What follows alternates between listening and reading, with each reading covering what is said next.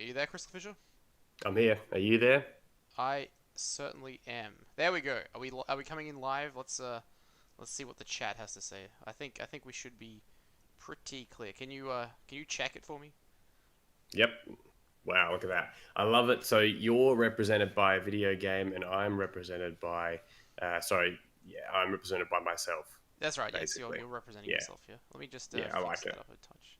I know Spyro is going to be cut off a touch, but I like that better. Maybe I will move over more to that side. There we go. Yeah. How does that does Yeah. that sound good? I don't actually have a copy of the. I need to go on my YouTube studio to check out the live stream, so I'll do that just real I'll just quick. quickly check how I sound. I'll just quickly check how the stream sounds. Yeah, do that for me because it could sound awful. I hope it doesn't sound awful. I hope it doesn't look awful. Okay, so I'm probably a touch Too loud? louder than you. Okay. So if you can put yourself up a little bit, maybe put me I can. maybe put me a decibel lower because I'm peaking a little bit. Okay. Pinging.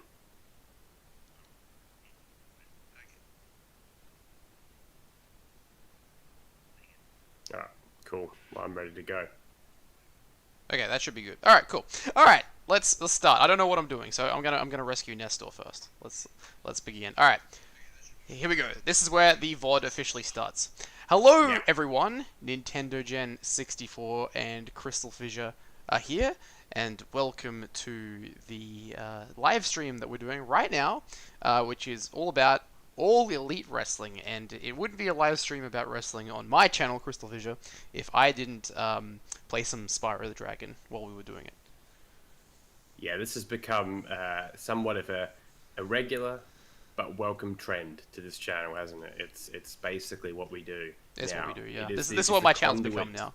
It's what your channel has become now that you've betrayed the original concept of vlogging all the time. You know, it just hasn't I know. happened I did yet. that. I But did. I did about three of them, but I have faith. I have faith it'll come back. I have an faith idea for that a video I want to do. I want to do a I think you should leave tier list video where I rank all the sketches in I think you should leave. well, Because I you have a know, lot of opinions about that show right now. So. yeah. I've read a few tier lists of that show myself actually recently, and I think that you know what, like of all people, I believe that my friend Jordan Fringe has really shown that really almost single-handedly him the idea of television analysis videos, which is something I've always wanted to do. It seems like copyright-wise, you're able to get away with a lot more than you used to. Like, you're actively able to use clips. I think you can see the audio is what really stuffs it up, so you try not to do that. But, I think that doing like tier lists, doing that kind of thing, I think it's going to be great. I think it's actually definitely something that you could utilize more of, particularly like back in the day when you were doing those Doctor Who reviews. Oh yes, those are great. Imagine a little bit more Those, oomph now with some of the clips. those Even were if they fantastic. even if they have to be zoomed in a little bit. I think everyone liked those Doctor Who reviews. Love They, them, they love were them. some of Hugely my popular. most popular things on the channel. But we're not Yeah. talking about Doctor Who today, CrystalFissure. We're No, talking thank about God. all elite wrestling. And hey, I don't want to pull the curtain back too much, but you were the one who wanted to do this live stream, so you must have something on your mind. Please, tell me. What are you thinking about? Yeah. What's happening? Yes, indeed I am. It's well, of course we are in our lockdown, SA, and it means I couldn't come over. This is like the first, other than the Christian debut match episode. This is, I believe, the only episode of AEW that we have not watched together at the same time, pretty much since the pandemic. There might have been one last year in 2020, but other than that, we've watched every single pandemic episode of Dynamite together. So, of course, we have our thoughts and opinions during the day. Then we usually hang out later, either go to the gym, get something to eat, go for a walk, discuss it for a further few hours. It's a real water cooler show, isn't it? It's a real water cooler show. I then spam it in the ISGP server, tweets, and usually a lot of grandstanding for the next 5 hours throughout Yes. the show, looking at the funny trends around the show. And so by the end of the day, Thursday is essentially AEW day, and it really doesn't stop. It's just from the start to the end. It's all that I really think about. I'd say for the most part, it's all you really think about on a Thursday. Yeah, It's it a weighs great heavily on fucking my time. mind throughout most of the day. And look, today was no exception. We have had some big news articles in addition to Dynamite as well. That's Well, helped look buoy to our keep our to keep a bit expectations. clickbait, keep you guys here a little bit. Let's go over the review of the card first, and Yes. then we'll discuss it at the end because I do believe and I think you're probably going to agree with this. A lot of what is happening on this show, I actually feel like is, believe it or not, tied into the alleged Punk and Bryan signing. I'll explain Yeah, why I later. But I agree with let's you jump in. because I felt like today's Dynamite was almost like a Dynamite from a different dimension or something like that. It felt so out of place. I don't know, like it did not feel like it had like it felt like last week's show existed in a completely different timeline to this week's show. But it's all going to pay off, I think, because there's a lot of stuff that there's a lot of stuff that's happening right now that is very much set up stuff. I mean, right down to the opening match, which was Chris Jericho and Sean Spears. Yes, the Now, labors of Jericho, as they call it, which is and yeah. yeah, I think they've done it so far so good. Is in they've kind of made it a high stakes, fun little sort of wrinkle to this long feud, and I actually enjoyed it. I really did. Yeah, Enjoy this is that opening probably match. Sean Spears' best AEW match. I'm not even kidding. I really thought this was his best match. Yeah, Apart from Stadium Stampede 2, I think. yeah. Basically, he's been great in some other multi-mans. Actually, do you remember there was like a multi-man from like Fight for the Fall in 2019, where he was on the same team as MJF? Yes, I do And like remember I that. remember that one was actually low key, like a low key banger. But yeah, yeah, Spears has been in some good multi man tag sort of matches and stuff like that. But yeah, this as a singles, I think was one of his stronger matches. Yeah, it was either Um, this one or his match against did he wrestle Matt Sydal or was that Scorpio Sky? Who did he at the Saturday night late night Dynamite? Who was that he wrestled? he wrestled. I think it was Side Out. Yeah, Side Out. It he was did. Side. Yeah, It that was was was like Side sort Out. of a mini feud with Side Out. Yeah, He that did. was That was awesome. a good. Actually, That was a good match he had with Sydal, but I thought this was probably slightly better. I love the yeah, way that they used the chair in this match. I love the teasing of using it, and Jericho couldn't use it. That was yeah, like the stipulation. very classic. I guess it's traditional style match. I guess is the word that I look Yeah. for with that. The And like, the, but the the but cool part was we had babyface Jericho for the first time in like forever in a singles, yeah, singles match, and yeah, he slipped right back into the babyface role perfectly. I thought. yeah, and it had its fair share of great spots as well. Like, I mean, the crowd was hot for it. Really good They were. start. Yeah. I really, and that's what okay, so I'm gonna give like a few little additional bits of quotes of context from my parents who were watching this episode with me, because obviously lockdown.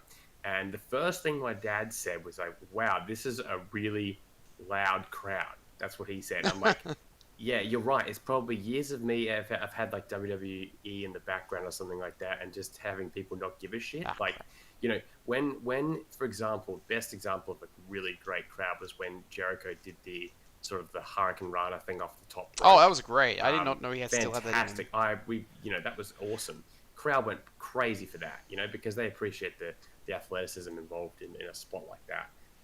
So I thought, like, yeah, so that's what they thought.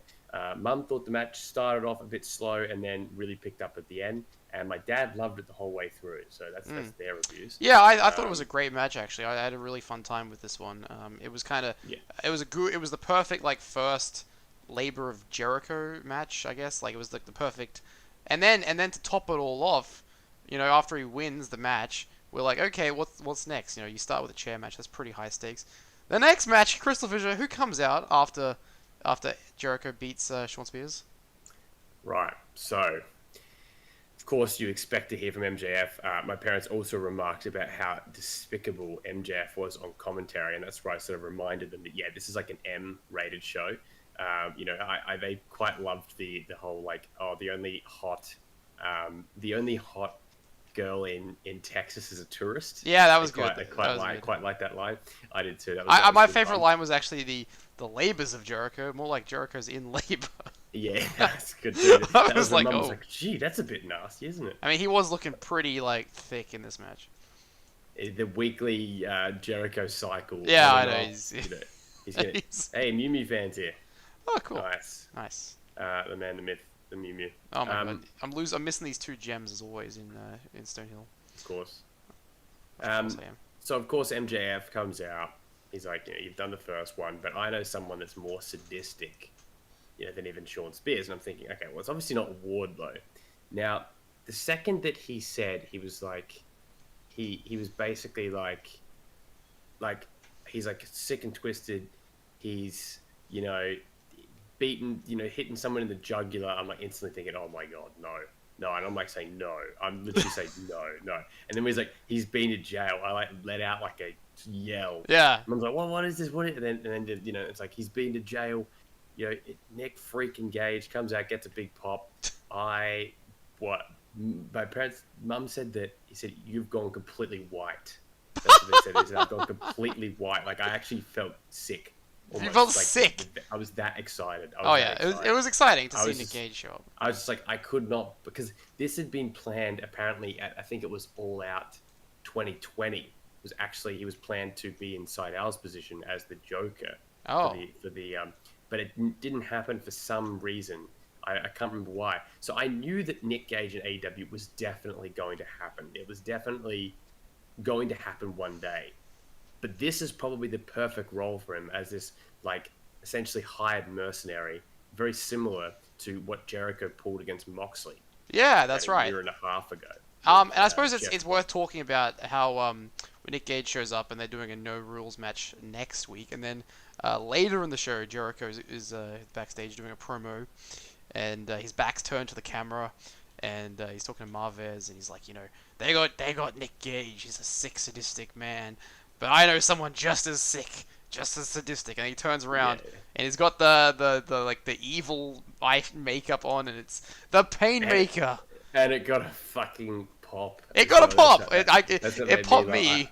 What popped me more actually than that was when they did like the show, like what's happening next week on the show, and they show this graphic of the Painmaker against Nick Gage, and I'm like, what the fuck is Jericho versus Nick Gage? I never in my wildest dreams. It is seriously. You think about every match you could put Nick Gage against, every guy you could put him against, and they put him against the old veteran that has a potential to go the most wrong, probably.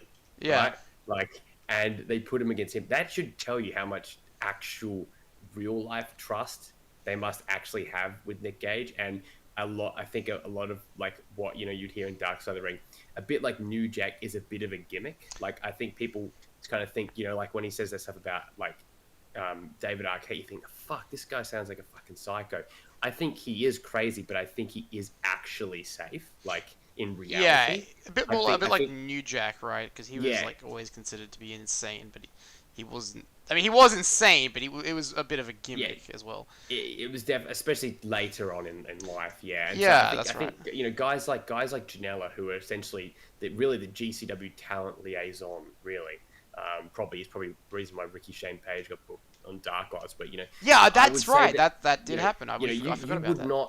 You would not risk something like this with Gage. So before people, I know that the shock jock sort of hacks will be crying about Gage being featured on national television. My response to that is, fuck you, MDK all fucking day. That's right. Gang affiliated, okay, as you can tell, I am, and so is Nick. Fuck you. That's right. I cannot wait for the MDK chance. I hope Katie Trey is excited for this match. Oh, he better be. I hope to see nothing but positive appraisal now. Yeah. But, so I hope maybe this will be the final thing that would turn him against that other shock jock guy. Maybe you'll be like, that's it. He dissed MDK. I can't handle it. Yeah. Well, I mean, Nick Gage is a good wrestler on top of being a deathmatch guy as well, which is helpful too. But yeah, I'm really excited for this one because I think Jericho can do this kind of style. He can do he's probably more suited to actually brawling kind of just for sure. just random shit than he is. I mean, but he still can pull out the odd Lion Salt and Frankensteiner from the top rope, but he's advanced age, so we'll see what happens. Advanced darkness age. What the next thing on the show? Are we done talking about Gage here? Oh yeah, I was gonna say. By the way, theme song was done in 2 hours by Ruckus. Was it? And it's awesome, and it's already up. And the Titantron is just literally him just beating the piss out of everyone in GCW. Yeah, so, that's right. Check that out. That's really cool. Courtesy of GCW. Yeah. Now you're gonna say the next. What was the next segment? Frankie Kazarian versus Doc Gallows. I was gonna say there was a Miro promo with the next challenger, and as someone pointed out here in the Observer review, posted by who was it? Who reviewed this? Parker. Oh yeah, Parker Klein. Yeah. He was wearing a Bloodsport jacket. It's Chris Dickinson. Which I think is. Fuck! Holy shit! I don't know. I'm probably just reading too much into it, but but you know that are you? Like, isn't this whole point of this episode? Is it's like, are you reading too much into this? They keep referencing Tama Tonga, and then you fucking see Hiku later. Like, yeah, that's true. Yeah. Honestly, don't like. This is the exact opposite promotion of a. Are we looking too into it? It's like the exact opposite. It's like you're probably not looking into it enough. Yeah, that's true. You know, like it's. But yeah. Gallows versus Kazarian, a weird match for Kazarian to have, really. Oh, it was like a squash match. He got like, Jess was watching it with me. Meteora Girl, Izzy Shaw, was watching it with me, and she was just remarking like, Kazarian got basically nothing in, and then lost to Doc Gallows.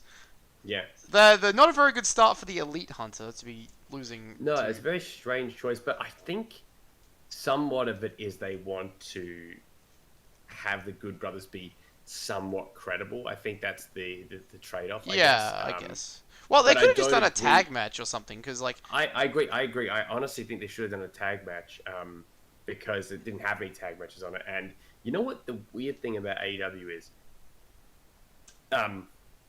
when it comes to like wrestling and stuff, and like retraining people into like wrestling styles and whatnot, is, you know, a lot of the time, you know, you hear from WWE fans particularly, because Vince has never cared for decades. It's like, oh, tag match wrestling, tag match is gonna suck. Like, oh, I don't really care for much for tag matches. Oh, you know, tag matches, like, they don't really draw traditionally. You know, blah blah blah. Honestly, like when AEW doesn't have a tag, they traditionally they're not the biggest draw. I mean, back in the day, yeah, a little bit more. But like, you think about in WWE, name one famous tag team feud in the last like 10 years. Oh no, actually it's impossible. Drew money, right? You know, like, you know, it's my point. Genuinely, but they don't give them a chance to though in WWE. Of course they don't. It's not their fault. But the closest thing you have to like those stars, it would be like something like a New Day. But anyway, point is that, you know, like when AEW doesn't have a tag match on the show, I genuinely miss it. So that's why, like, luckily for you, next week is stacked with tags. Oh, exactly. No, but legitimately, I'm like so excited for that, because the tag matches that they do have next week are absolutely monumental in my opinion. Yeah. You know, which we'll talk about later. But yeah, so after that, there was the, you know, Mega's music came down, big reaction. You know, he's like, you know, the hunter has become the hunted. Yeah, there was some weird thing in this promo where he like either forgot his line or it was like it was completely a joke. Yeah, because it was just, if it was, I don't think it worked as a joke. It just kind of was awkward. Yeah, I mean, yeah. Because Kenny was like, the Elite Hunter has become the, and then he forgot his line or something, and then Callis. The joke is that he's like such a fucking flog that he doesn't know that hunter, you know, like it's like really obvious, but yeah, I guess I get what he's going for, but I think it's like he almost like came across as too stupid. I think the point is though, and I was not a fan of this segment actually. I did not enjoy the build they did this week for the tag match on the next show, because like I really liked last week's stuff, but I felt like this was like they've done almost the exact same thing now 3 weeks in a row, where they've had like Dark Order come out, Kenny runs away. Yeah, we're not like escalating the stakes here, as I always like to do. And I understand, you know, you can't do too much, but I was pleased to see John Silver back out there. They made no mention of the fact that he's healed from injury and he was doing shit, which it was a bit of a clusterfuck, I thought, after when they all ran out. No one really got a chance to shine, shall we say. The thing is, though, it got a big pop and a big reaction. Like, the Dark Order are, you know, genuinely over, which is pretty crazy to think. Like, it's definitely not the crazy thing, not because they're not good, because I've loved them from literal day one incarnation Double or Nothing 2019. So I'm like a Dark Order truther. But the one thing I will say is that, yeah, obviously they can't keep doing the same thing every single week. Sting syndrome, backlash. Yeah. But I think this one, it's like they wanted the Kenny segment. I think they wanted the Dark Order to sort of get a bit of shine again. And I think, yeah, exactly. Not they don't always hit. I think that last week was way better as a But I mean, if as a this is your segment, world title angle, as I always talk about, I feel like the importance didn't feel like it was. It felt very much like a throwaway kind of thing. It was just like tacked on to the end of this Frankie Kazarian match.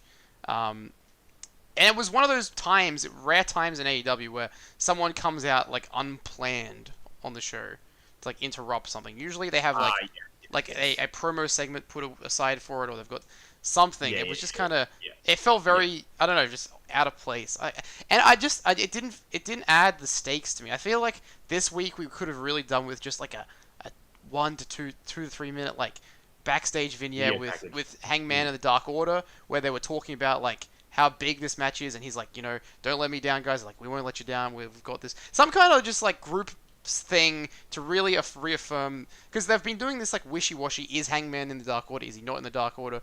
We don't know, that kind of thing. And his allegiance with them has mostly played out on being the Elite, which granted is great, but not everyone watches it. Yeah, I mean, you can. I think funnily enough, yeah, you probably see that kind of team building exercise on next week's BTE.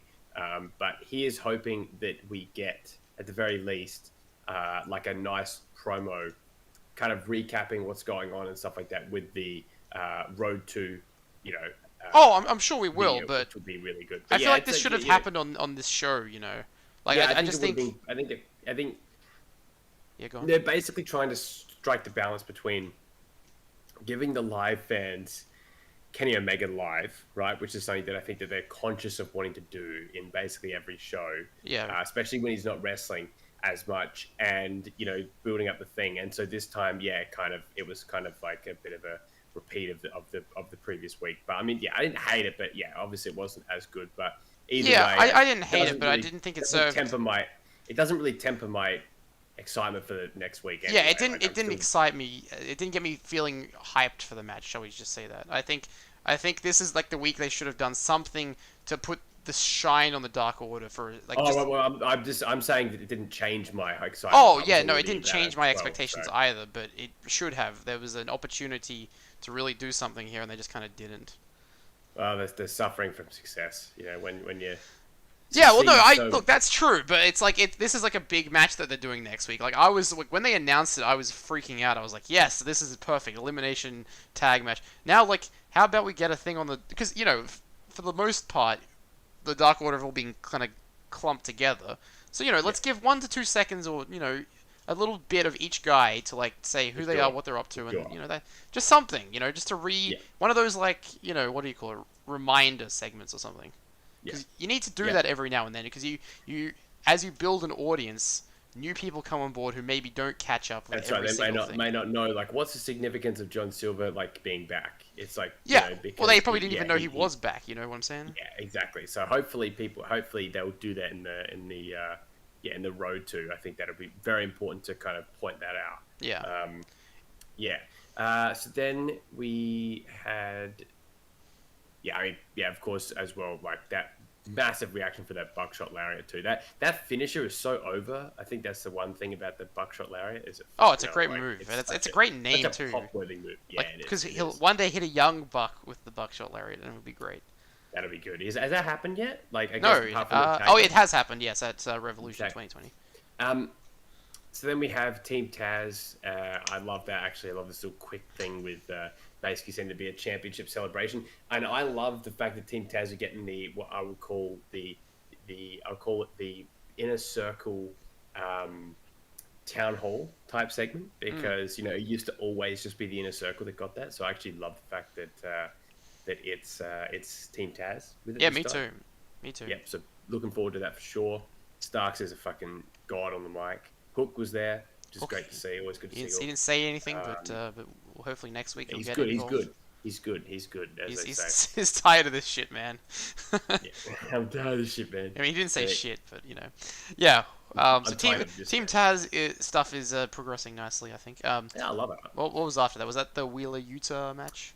Yes, another fucking good showing from this guy. I just love this guy. Like I think that Willie Yuta is just there's something about him that's very likable, and I think that the big thing for me, I think with Wheeler Yuta, is that Wheeler Yuta shows the significance of a faction. Mm. Because if he came out without that music, without Orange Cassidy, he gets a reaction from the very, very intelligent smarks, right? The ones that know about his IWTV stuff, the ones that know that he's wrestled in Beyond. But he gets a milk toast reaction until he starts to work, right? Which is obviously, because his work is very impressive. It's like very fun. It's easy to cheer for. But when he comes out with Orange Cassidy, his pop is multiplied by probably 3 times because it's like, oh, that's Orange Cassidy's friend, right? And this is the exact reason why you have stables. It is actually the exact primary reason to have a stable, because when you bring in a new person or you are introducing people or you're taking someone to a live show or something like that, you're like, oh, who's that? It's like, well, this is like their protege. It's like, it's brilliant. It's really great, and I love the fact he's getting TV time, and I hope they sign him. So. Yeah, and it was a fun little match, another like 4-minute match. The best part of this match, of course, was the Sting Darby Allin, Sting Orange Cassidy interaction, which was fantastic. Yeah, that was Sting doing like the weak little pathetic like chest beat. That thing. was like, to me, what that represented a lot of things. People say it's like basically that's Sting's quote unquote seal of approval to the new generation, if you will. as if he needed any other seals of approval. Yeah. No, he's the fucking god for a reason. Oh, Sting is the man. Like, I mean, he's literally like up there. Like, I'm just there's a couple Sting dream matches that I want, and then you can put him out to pasture. But you know what? Yeah, Orange Cassidy is one of them. Actually, I think that'd be hilarious one day. I would love to see it. I would love to see Sting versus Orange Cassidy on a. You know what I'd put it on? I'd put it on one of those. I would put it on one of those the quarterly pay-per-views. Oh yes. The one that's the one that they're going to be not pay-per-views, quarterly Saturday night shows. Oh, one of those TNT specials, yeah. Yeah, the TNT special next year. I would have Sting versus Darby Allin, because it's one of those ones where it's like you don't know if you get a pay-per-view buy for it, but I think it like feels like a special event. There's intrigue in Sting versus did you say Sting versus Orange Cassidy or Darby Allin? Yep, I'm serious. Yeah, sorry, yes, yeah. No, there's definitely like intrigue in a Sting versus Orange Cassidy. But the thing is, right? Think about it. One of his easiest matches he could do. Yeah, Sting could actually he could do a singles match against Orange Cassidy, and have it, have it play out like pretty straightforward, pretty basic, pretty safe, as everyone wants. Yeah. Everyone's obsessed with Sting being like old and injured, The bad faith actors in the Fed fandom, they want him. One, they want him to get injured. And so then they can say, I told you so. And 2, they think that Seth Rollins left him a cripple, which, maybe he was at the time, but there's this thing called stem cells. There's this thing called recovery. Yeah. And, he didn't have head trauma, which I think is a little bit different. Obviously, neck trauma is no joke either. But I think the difference with like head trauma and stuff like that is it's a lot harder it can cause a lot of other neurological problems. So I think don't worry about Sting. He's wrestling because he can. And he's doing a pretty freaking safe style, and it's pretty fun. Yeah, so, that's right. And Scorpio and Ethan Page and stuff like that made him look amazing. So, no issue with that. Allen wins. Blade attacked Cassidy. I really like that whole brass knucks thing, actually. It's kind of a cool little thing for the Blade. It's good that Blade's doing something, even though the Butcher is out. What's he out with, a torn ACL or something? No, he hurt his hand. He hurt his hand in a match against Orange Cassidy at the House Always Wins. So it's actually a long time ago. How bad did he hurt himself? I think Every Time I Die. Pretty bad. I think he's been doing Every Time I Die live shows as well. So, but he'll be back soon. Apparently, he is going to be back soon. Thank God that later on the show, Blade comes out to his usual theme and not the Hardy Family Office theme. Yeah, I love the Butcher and the Blade's theme, actually. Oh, nice one. So yeah, what was next? CrystalFissure? So then we had the video package that they put on Road 2, which is really good. Then we had another video. Wow, okay, 2 videos here. A Baker Rose feud video. And then we had, Britt Baker versus Nyla Rose. And fucking hell, Britt Baker is massively over here. Holy shit. Yes, despite the match being rather bad, in my opinion. It was a bit sloppy, I yeah. did Call it not sloppy. like it. There was a couple things that I feel like the situation is, obviously there are people out there, bad faith actors out there to get at AEW, right? AEW botches this and that. This match, I mean, I feel like putting on something like this where it was very, very, very sloppy, lots of like miscommunications, lots of botches, it just doesn't help the case very much. I mean, you shouldn't worry about those people because they'll, they think it's like the most prevalent thing when Botchamania's primary source of laughter is usually WWE. So it happens everywhere, but Yeah. obviously you don't want it to happen. Well, really I bad thought, because like Nyla Rose looked really winded out there. Like she looked like she yeah, couldn't keep up with Britt, and yeah, they like forgot a spot and they repeated a spot, and then there was that really awful botch that they did. what botch? Jess was pointing it out to me. It was like the what move was it? It was like the fucking like was it like the she didn't catch her when she like did ran? She was meant to catch her for like Oh a right, okay, crossbody yeah, or yeah. something. Yeah, I thought it ended pretty strong. I think that they sort of saved it towards the end. Yeah, Obviously, although there was one adding, thing that didn't make sense to me when why would Nyla Rose try to get herself a disqualification win?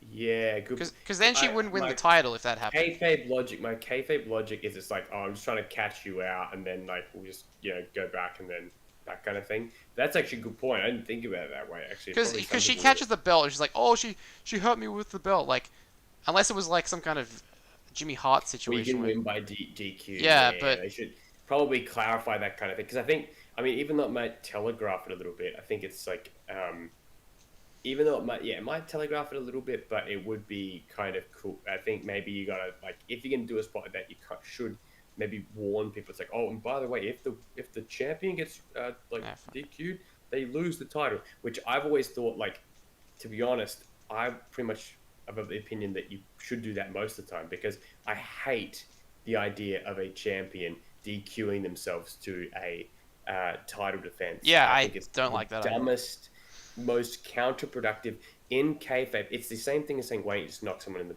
punch someone in the head and you win," sort of thing. Yeah, If you could do that, just DQ yourself every single time until and then the ref like make changes the decision later. It's bullshit. because I guess the thing is it's like oh well the office won't like it if you keep doing it or something like that. They'll Yeah, strip you of the. But that's yeah, no, the thing. I thought this I there was some good in this match, but overall I thought it was a bad showing from both of them actually. Yeah, I didn't think it was bad more than I thought it was sloppy. That's the word I would use. But yeah, Yeah. definitely, they've actually had better matches. I can't remember the one Yeah, the specifically. match in the tournament eliminator was way better.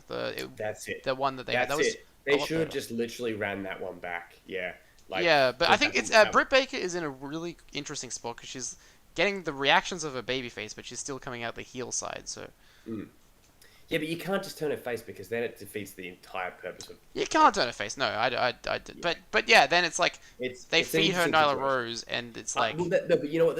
Here's how you fix it. And obviously, they still wanted to get a large reaction, even if it's cheering or booing. yeah, You just put her against faces now. Like, obviously, I think that the big one will be there'll be pending what's going on. Who knows if like they'll do a title match that quickly? But like Yuka Sakazaki, who did wrestle again on Dark Elevation tonight, like on the show, like what will air next week. It'll be good to see that. So I think that Yuka might be the next title, and that'll be good because it will sort of be Yuka being able to yeah. jump around while But where do you go essentially. with Nyla Rose now? Like, what do you do with her? That's a tough one. It's a tough one. It's the same thing when she loses every like title defense. It's like she's strong, but what else can she really do until going back to the title again? Yeah, That's and why she's being obviously kind of. more I mean, women need what does any storylines. woman really do when they're not going for the title? Yeah, it's why more women need storylines in general. Yeah, So, AEW's got that's like I think one of their big weaknesses is the lack of like compelling storylines for the women whose name aren't Britt Britt Baker. Baker, yeah. I hope that we see some stuff with maybe Elevate. Maybe Rampage will have more of a women's.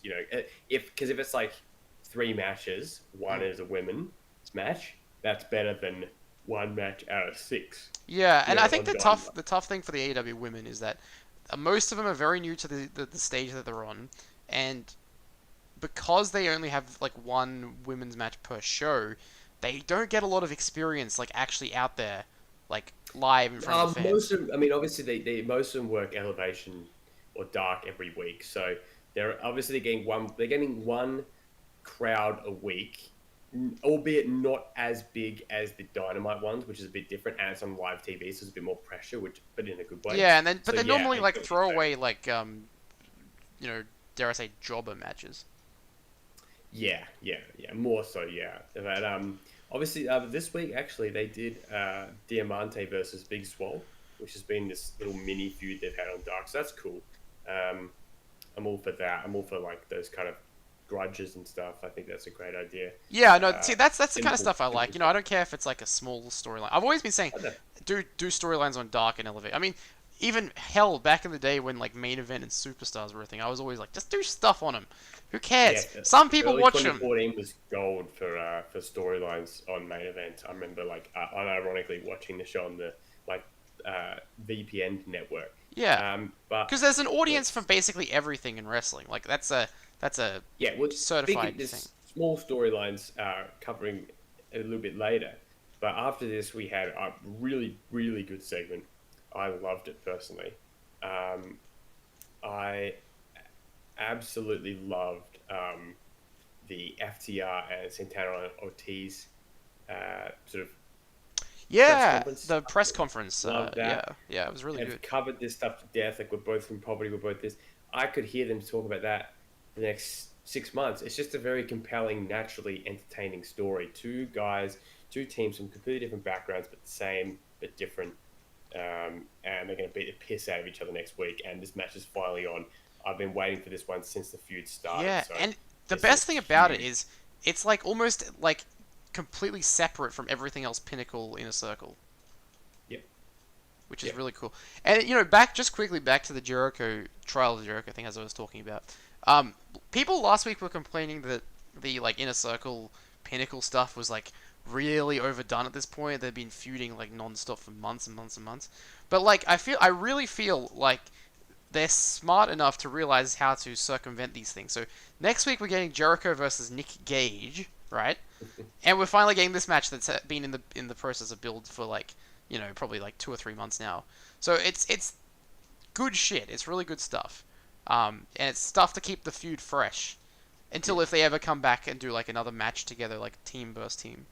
Because people have pointed out that it's weird that you would start your big faction storyline with like With the big the match, the big money match at match. the start. Yeah. But I actually think what's the problem? There's no problem with doing that because you set the story up immediately that these Pinnacle guys are absolute shits, and they didn't really win the match. They didn't beat them. They just made them forfeit, right?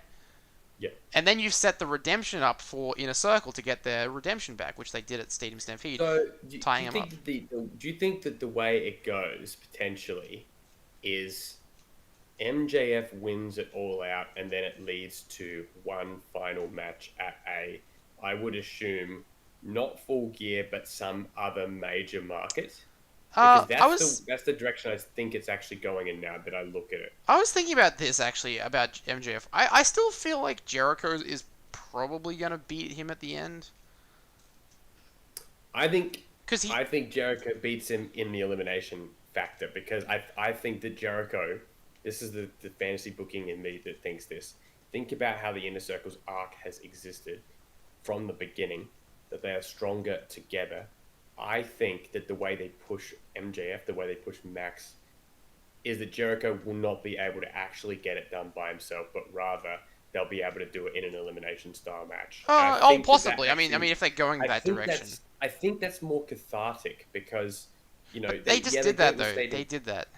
I know they did it with Stadium Stampede, but I think that it either goes one of two ways. Yeah, either you're right, Jericho wins and it just ends there, or MJF wins and it leads to one final TV blow off. Yeah, possibly. That's Yeah. probably the only two ways. I can't think of another way that would. Oh, Really? I actually read somewhere that someone was theorizing that the final labor of Jericho will be against Sammy. He'll be forced to wrestle Sammy, and I thought that was pretty smart if they go that way.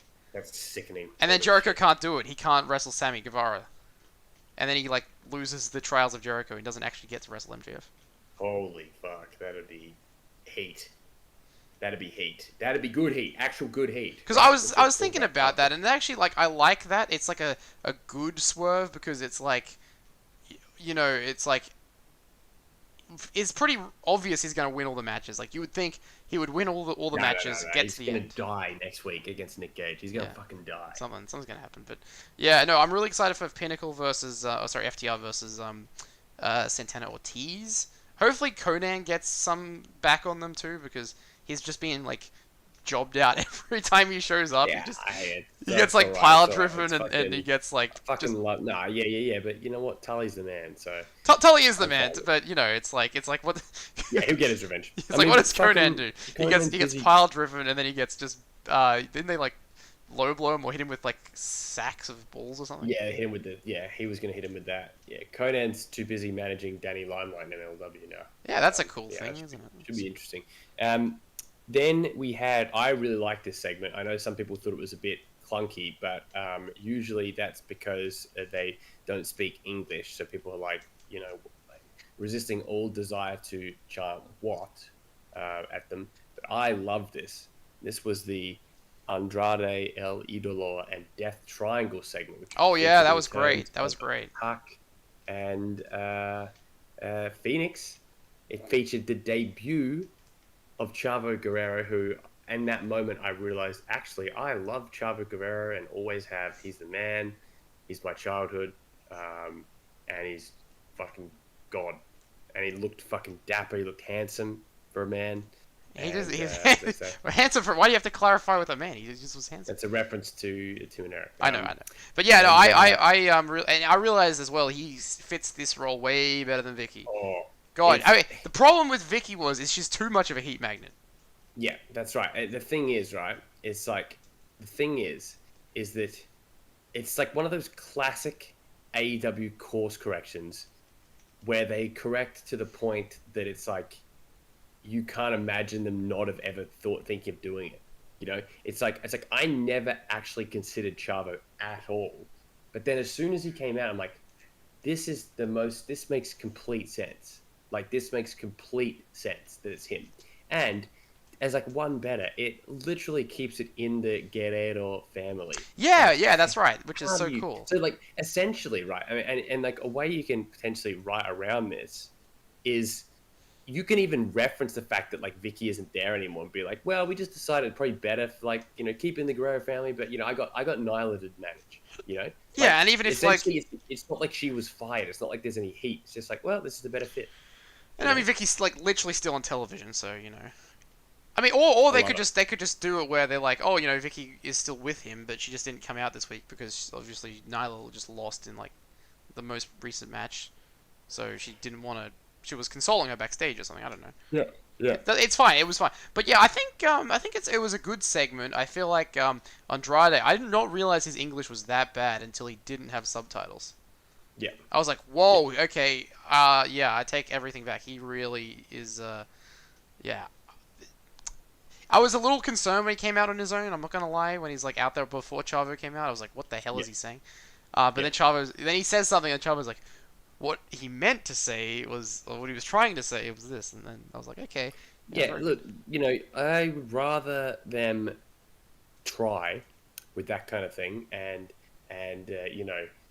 get these guys out there and try and get them basically like what Tony said after the show before Elevation. He's like, we don't have a performance center, we have Elevation. Like, I would rather him try on live TV, to be perfectly honest, and kind of get better on TV than him never have him out there because they're afraid of his English. Yeah. Now he's got someone, essentially a translator, right, / interpreter / heater, kind of like Alex Abrahantes, his own Penta says, basically. Oh man, so that is over, by the way. Penta says. He like leans into it now. He's like, Penta says, and everyone cheers. It's fucking Oh awesome. yeah. I love Another great pandemic era genius tier thing from fucking AEW. But yeah, like I'm fine with Andrade. With this, yes, his English definitely needs work, but he could basically, when he got signed to WWE, he pretty much couldn't speak English. So like, Charlotte and stuff and him would actually speak via like Google Translate. So like obviously he's still got a bit of a way to go, but like fuck, that's Yeah, fine. now just put him up against Pac, put him up against Phoenix, put him up against whoever. It's gonna be good. Penta. I mean, obviously the whole thing, of course he references Tranquillo, which is obviously a reference to Los Ingobernables. So what he does there, whether he gets his own, obviously they've rejected his premise to join his own trio. So obviously the idea is that he'll have his own guys. Now whether they'll be guys from AEW, whether it'll be Rush, whether they'll have a guest. Yeah, see, I literally thought Bandito and Roosh were going to come out, Dragon Lee, or Ray Horace or something like that. I thought they were going to come out. Yeah, and then of course, it kind of swerved us with the Chavo thing, but that storyline is not over, and I think expect some good stuff from that. It's a good little mid card storyline that I'm actually interested in week to week, because I find Death Triangle in particular as well extremely compelling. Like, we love Death Triangle. So I'm a huge Death Triangle mark. I model my life on Death Triangle. So yeah, and it's just really cool. But again, I was like, where the hell is Eddie Kingston at? Like, why is it's just like I was curious where he was, because they were just teaming together with him and Penta on on Elevation last week. Yeah, He's like, we're best friends, and then Pac's like, we're family. I'm like, what? Who's closer to him then? Eddie Kingston's just gonna be like, all right, guys, like your boy's back, so like it's all good now. Well, what if Eddie Kingston joins on Andrade now? That would suck. Don't do that. I was actually thinking that that they were going to turn on Pac. I thought it too. There was a couple of little camera angles that made me think that they were going to do it, but glad they didn't. Yeah. No good. King Europe One says no good drug addict CM Punk. That's right. He's no! I just fell off the. You made me laugh so much I fell off the edge. Internally. Yeah, no, I thought the segment was probably a bit long in the tooth for my liking. Apart from that, but it was probably a touch too long. Yeah. It was okay. The timing on this show was fine, but like again, I was thinking to myself, could we have used some of this time to have like a bit of a Dark Order promo with Hangman Page or something? Yeah, sure. I don't know. Or yeah, like maybe another like women's promo or something like that, like some kind of thing. Yes. Do we skip over the QT Marshall thing? Was that? No, it's coming up. I'm fucking fine with them, by the way. I do not get the complaining, but whatever. Yeah. So the next thing was the Christian Jurassic Express segment thing they filmed from before the show, which is cool. That's gonna be a good tag match next week. Yeah. So it's Hardy Family Office against so that's Angelico and Private Party. Angelico, yeah. Which is weird because Jack Evans, where's he at?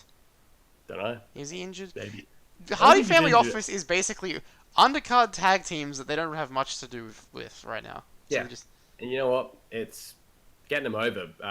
Because I was, looking when I watched Elevation, I noticed that Angelico, is really starting to actually get over with this dance. Like people in the crowd are doing it. Like all the other guys are doing it. They're kind of cheering for it now, which I think is hilarious. Like that weird, I don't even know what the fuck it is, but that kind of moving back. Yeah, I like Angelico. Yeah, I saw some he's of very good. He's Lucha Underground stuff recently, and I was like, damn, he's really good. This guy's a very technical guy. He hasn't shown it really in AEW yet. It's been like 2 years. He doesn't really do flips. He's more of a technical guy. Yeah, but I'm really waiting for that breakout like Angelico performance. Yeah, I think we'll get a pretty good performance. I thought his breakout performance actually was a match, like I think it was like an 11-minute match on Dynamite against Phoenix earlier in the year for the pandemic. I thought I was remember really that, good. That was pretty. That was good. No, but they clearly have confidence in him, I think, again, and Jack Evans for that matter. But Evans just hasn't been on shows, but hopefully he'll be back soon. But yeah, then we had a really, another great Orange Cassidy match, because this guy just doesn't have a bad match. Really. Against the Blade? Yeah, it was pretty good. And the Blade doesn't have a bad match either. The one thing I noticed about this actually is I'm like, man, the Blade is really competent. Like he's got that, what Trav would say from Right Seat Wrestling. He has that like seasoning where he just kind of does everything quite well. Like Yeah, he's yeah, not yeah. No, overly I thought flashy. this He's was not. a very good outing for Blade. I thought the match Yeah, really picked up towards the end. yeah, Statlander came out, obviously. She's very over right now. yeah. She is really over. Actually, people love her. She's pretty Um, over. Yeah, and there was a sick, like, gut wrench power bomb onto the top oh, turnbuckle. It looked like that's they fucking near great. enough killed Orange Cassidy in this one. Yeah, that Blade is very good, very very good. And yeah, I thought it was pretty a nice bit of edge to Orange Cassidy once he won. Yeah. He actually got him back with the Nux again, which was pretty, yeah, pretty. Yeah, I Pretty, mean, this has pretty been a fun not, little not, storyline not. for both It guys. has, it has not heelish, but like edge, a bit of edge. Yeah, he Like just a bit got of he like, got oh, his fuck own me, back. So you fucking got me a million times. I'm gonna fucking get you. Like yeah, that's fine. Like that's not a heel turn. Like I think a lot of idiots think that that's like a heel turn. do they? But, No, well, if, you don't do that to heel and then it's a um, heel turn. no, that's right. So then obviously then we had the Painmaker segment. Yeah, Painmaker segment absolutely rocked. Oh, gosh, shit. I love Fuck the me. Painmaker segment. Um, It's like Loved it. I don't know if he thinks it looks cool or like it's just one of those things that just everyone like suspends their disbelief and is like, yeah, the Painmaker is such a badass, but we all know it's the lamest thing ever. But Yeah, we all are just like going along with Jericho, even though we're not sure if he is aware of how kind of it's a man in a fedora with like eyeliner. That's what it is. yeah. When It's a you man boil it down, playing it's just that. Japanese, like playing like Gaijin foreigner, basically. In the words of Kazuchika Okada, what the fuck is a Painmaker? Yeah, yeah, He yeah, said, yeah. he That's said good. that, yeah. No, but Yeah. I'm very excited for the as I said, I'm very excited for the Gage match. I like the Painmaker. I like that I like that Jericho has these like, it almost feels like a parody of. What happened there? You just like. I know. fucking I just fell got a off proxy or something. It's like a parody of Finn Balor and the Demon. It's like this. It's instead of it being like this cool badass thing, it's just like this new version of Jericho. I wear a bit of makeup and I have a fedora. Yeah. I downloaded I bought the domain to fedora.tips. Oh, nice. Do you remember that? That was back in the Yeah, day. what was that? They released a bunch of new domain names in like 2011, I want to say. Oh, yeah. And there was yeah, dot dot tips, yeah. and someone bought it Yeah, Fedora. I was very dot- excited when .tv became, Yeah, allowed. fight.tv Yeah, that was now. good. Yeah. Then we got which is all my favorite part of the week usually, is the lineup for the next week. Because just when you think, oh man, the show's nearly over, you're like, oh yes, look forward to next week.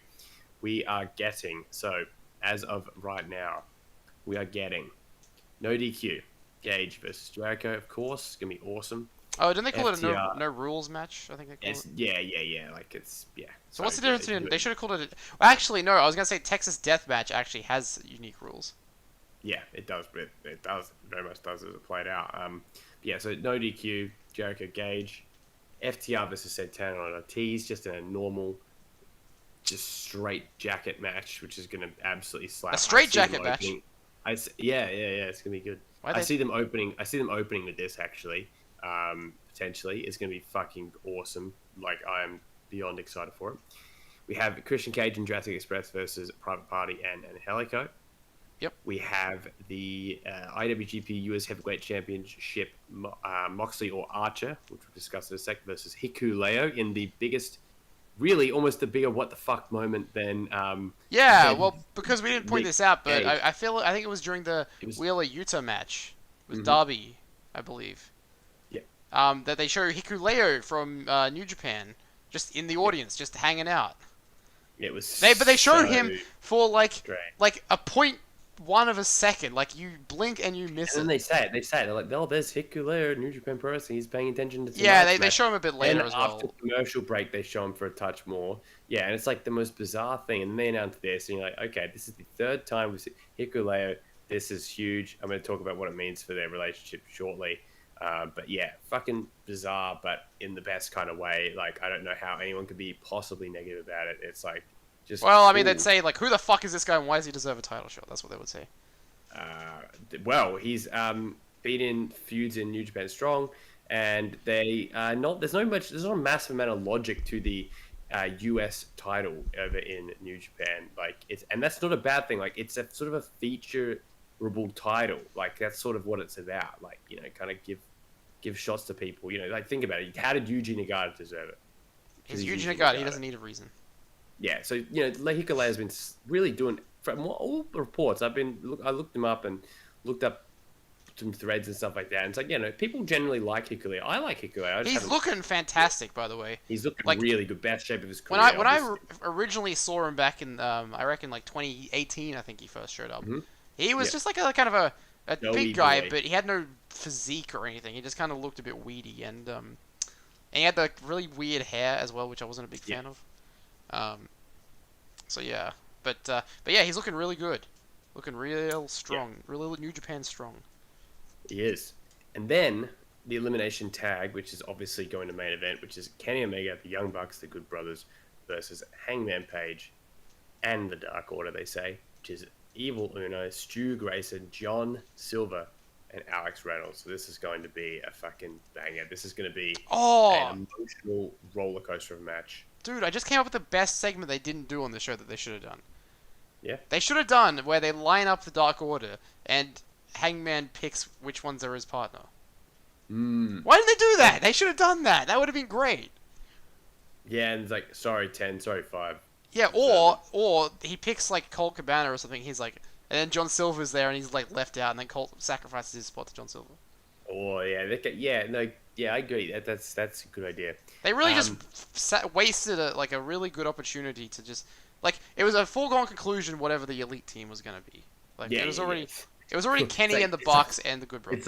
It's like in another world, Bullet Club Hunter takes out Gallows, and they have to replace him with Cutler. That's not a bad idea either. Oh, that would have been funny. Or they have to replace him with like Switchblade or Hikuleo or someone. Jesus Christ! Oh, okay. But yeah, I just again, the more I think about it, the more they missed out on a missed opportunity. Yeah, and that's the thing. That's the thing. It's not like it's a bad thing, but I feel like the world is made worse by missed opportunities. Sure. Yeah. I wonder what other people thought. I think it would be interesting to see. The Dark Order have been very absent in this, and I feel like they should have been more of like a presence in like building up Hangman. My presumption is that they will be in the once they win. Yeah. Yeah, especially with the tag match. I mean, assuming they win.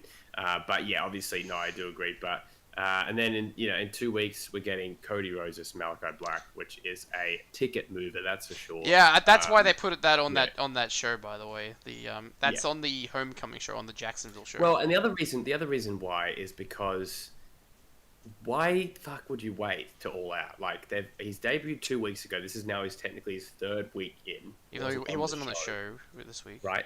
Why would you Why would you wait to All Out? Because it clearly, it's like they need to fight. Like that's what's going to happen, And the other thing is that apparently Cody's going to film the Go Big Show season 2. So I would assume that whatever Malachi Black does, he fucks him up pretty bad. Yeah, that's my assumption. So you know what? Like Cody needs to do these obligations. That's fine. That's what he's there for. Really, he's like a fucking poster child of like mainstream. So do that. Malachi Black's going to go over strong, big strong. I think that's what's going to happen. You're going to see him murder him. It's going to be good. I'm looking forward to it. And it should help get those tickets over the line to do some of their one of their better dailies place numbers. I think. Obviously, the market's kind of been run dry. Yeah, that's right. That's what I personally get a little bit of satisfaction out of another debut at Daly's Place. Like there's something kind of cool about that. Like, probably the last guy to debut at Daly's Place for a very long time. Oh, you mean like Malachi Black wrestling there? Yeah. It kind of caps off that era. Yeah, and I feel like wrestling at Daly's Place is almost like a rite of passage. It's like, to be a real like OG, to really belong in AEW, you have to wrestle at Daly's Place. Yeah, no, I love it. It's kind of a cool thing. And then, did they have was the next thing CrystalFissure? There was one other thing they announced, wasn't there?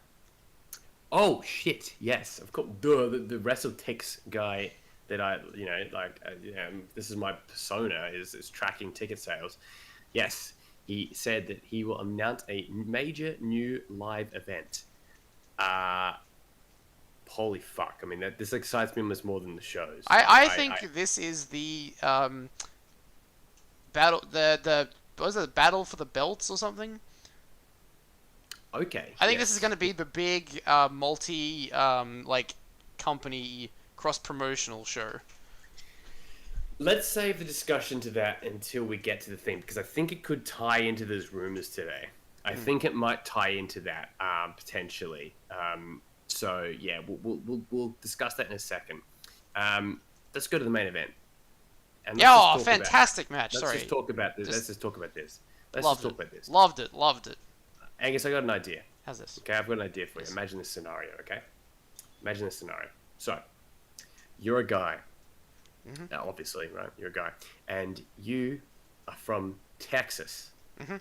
And, you're coming back. First, one of your first major shows in front of crowds. You're coming back to Texas.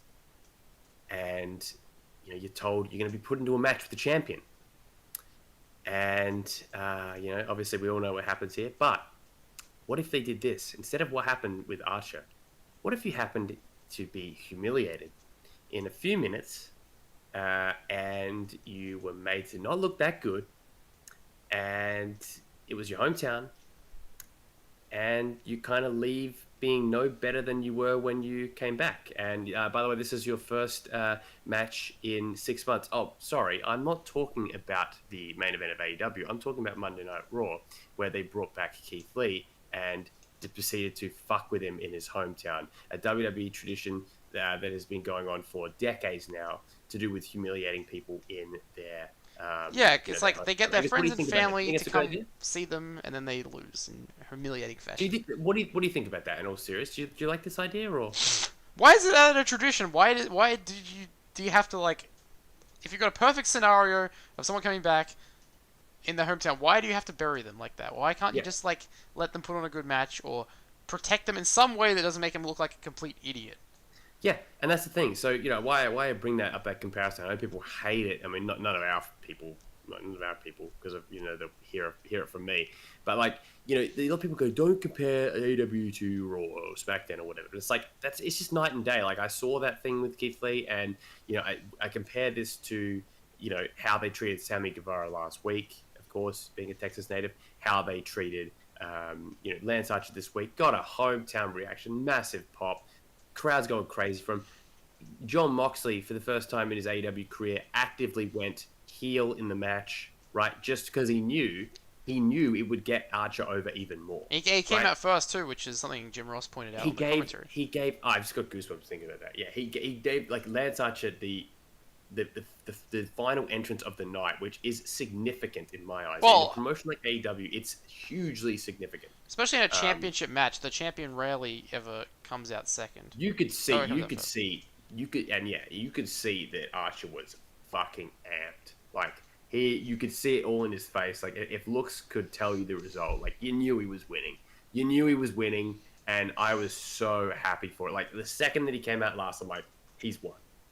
But that didn't ruin the match in any way, because it was a really good match, brutal as fuck, better than their Wrestle Kingdom match, and I like their Wrestle Kingdom. Yeah, I agree. Actually, I thought it was better than their Wrestle Kingdom match, because it played on their Wrestle Kingdom match.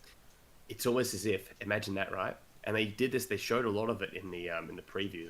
They talked about it, existing as a canonical match now that this relationship is here, and it's like, this is where it's just genius to play on other matches, because you can't lose, really. Like, it's like, either you can be a good source of material early on, right? If you're just like having a good match, you don't need the other match. But if you have that match, you have a good match, and you play on the previous match, you're benefiting twofold, really, because you have the people that did watch it and the people that didn't. It's a real Japanese kind of thing, I think. Taking amazing. A match that you already had and then adding and playing with it. Like, it's all the Kenny Omega and Okada matches did. That's why each one was better than the last, because they had the previous one to work with. Yeah, and it's something you don't see a lot of in actual, I guess particularly because WWE does so many 3 or 4 minute matches on Raw, and then they play them back the next week and the next week and the next week. Like, was it Elias and Jackson Riker have wrestled like 8 times? 6 matches. Six Yeah. matches, yeah, something like that. Something like And that, 7 wins. I've not watched a single one of them, but I can guarantee you that neither of them go long enough to have anything worth playing upon and teasing out and doing that kind of stuff with. Yeah. Until the end of a feud where they somehow given a bit more time. Like apparently that Elias Riker match was given 12 minutes, and Bryan Alvarez said like, oh yeah, like by the 11th minute I was actually getting into it, like, but then it ended, like, but so it actually took them forever because I just couldn't care because they just already given them. They'd already had the match so many times. Well, this match went about 14 minutes and it was fantastic from start to finish. Hot start, hot middle, amazing finish, perfect. I did not believe that Archer was winning, by the way.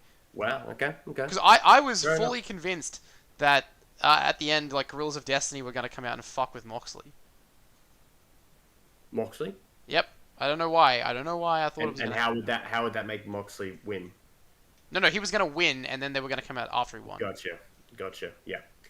Instead, they're obviously saving that for next week. So Archer wins, and crowd goes crazy. I love it when like a crowd counts to 10. Yeah, basically they already tie themselves out chanting, and then it gets to 10 and they just go crazy for it. Like, yeah, well, that's the way this is a Texas death match, so the only way to win was by a submission or count out. I mean, as in, like, sorry. Counting to 10. You're meant to be out for 10. Yeah, like knockout, yeah. I should say. Like, last man. Basically. It's kind of like a last man standing match, essentially. Yeah. Now, Moxie still looks incredibly strong. If you actually look at the camera angle, which they captured a decent amount, but not amazing, he was legitimately stuck to the I saw that. It was tearing at his skin. Yeah, it's brilliant stuff. This guy is a legend. This guy is one of the greatest of all time. Both of them are, actually, in my humble opinion. Honestly. Sorry, just real quick, another really interesting thing too. So this was for the IWGP United States Championship, which is like acknowledged by AEW to be the New Japan title. Now Moxley has had this title since Wrestle Kingdom 14 in January 2020, where he beat Archer. Yeah, where he beat Archer for it. So he's had this belt the entire time. So after he lost the AEW title, he still had this title, and he still felt like a big deal, like a big champion, still. Mm-hmm. And I think that's like the best part about it is like Moxley. It basically feels like Lance Archer's beaten the AEW World Champion. Yeah, pretty much. It's the biggest win of Archer's career, other than his first US title win. So both of those two wins are the biggest of his career. Yeah.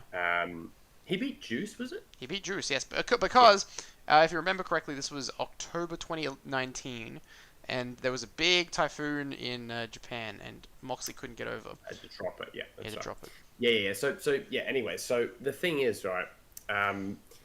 This whole thing, excellent match, excellent crowd. Just good shit. Just really, just such good shit. Rewarding a babyface in their hometown. It's not hard to do this. It's not hard to book pro wrestling. It really isn't. I know I sound like Joe Lanza right now, but it really isn't that hard to do this kind of shit. But the thing is that what this ties into is something, a much bigger picture.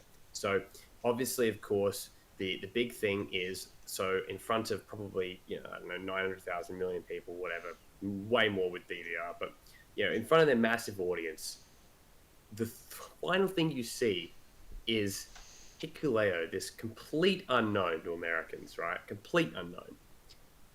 Towers over Archer and immediately puts the focus on next week's match. And it's like, holy shit, they've just created this great thing for next week at the end of the show. Again, AEW knows how to build to the next week better than any promotion in the world. It's the best build to the next week of all time in all of pro wrestling.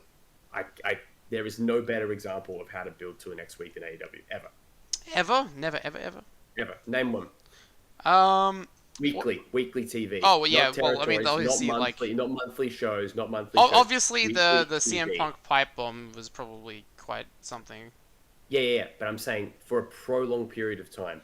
I'm saying that AEW have ended shows strong, even really, really well, even during the pandemic. That's their big strength is getting you to be interested and committed to the product every week. Yeah.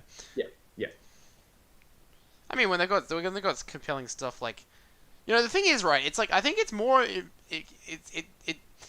to me, it makes it more intriguing that Hikuleo is like kind of a like an unknown guy completely, but he's not a big name. But it's like, okay, so why are they putting him out here?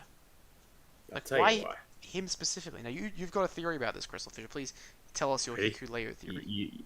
You love to me do you love to me do you love me doing uh, impressions, and you love me doing renditions of some of your favorite themes in gaming. I do. I'll give you this one.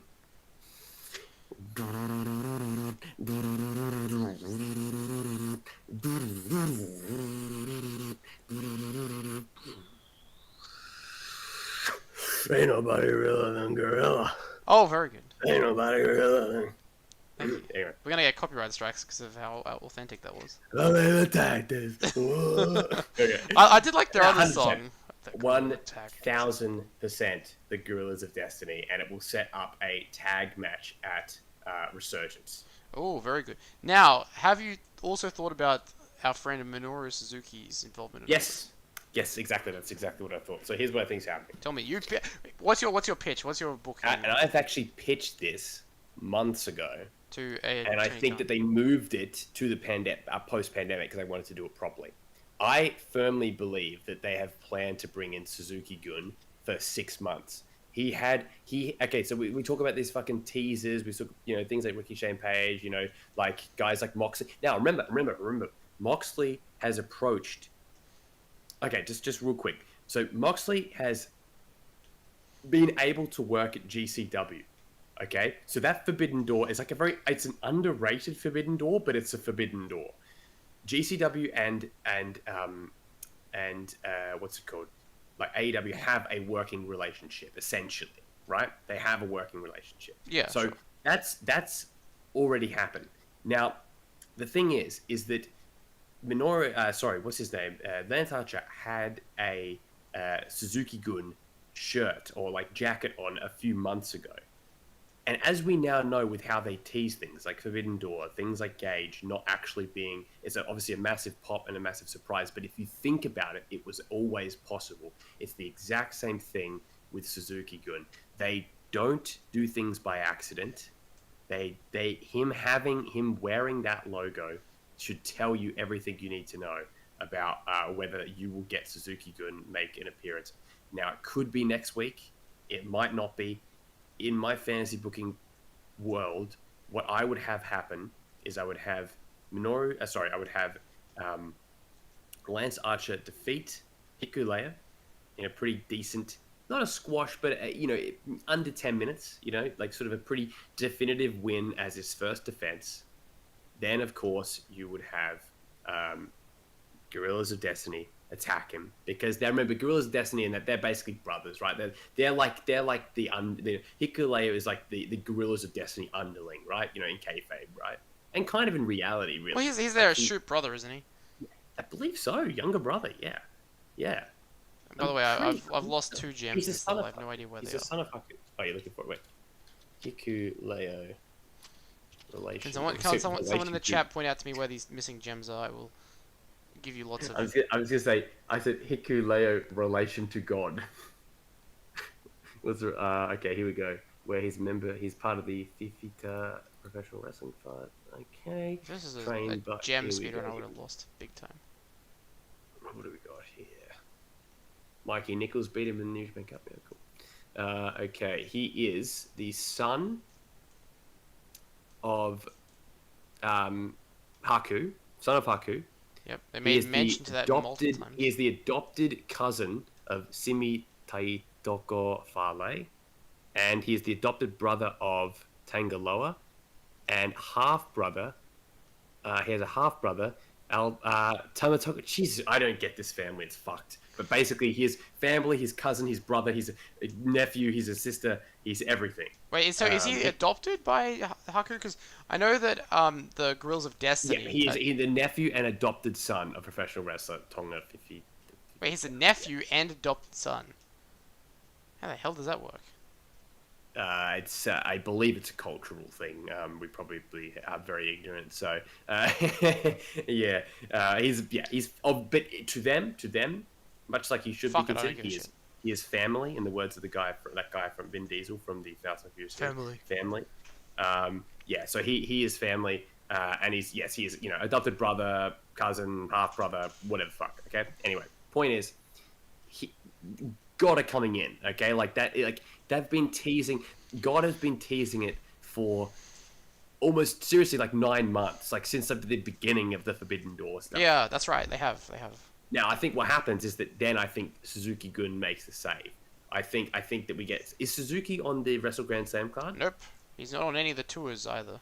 Okay, all right. Who else isn't on the tour? Anyone else from Suzuki Gun? I think. No, I think they all. I think it'll literally just be Suzuki if it's anyone from Suzuki Gun. Okay, yeah, I think it's probably going to be Suzuki.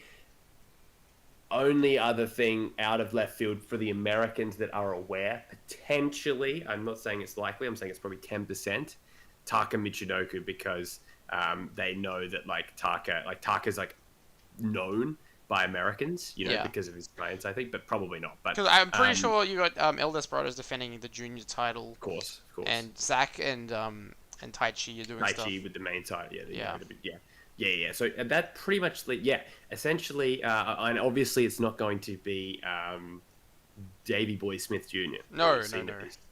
I could also see like Mox being like their third guy. It could be like Archer.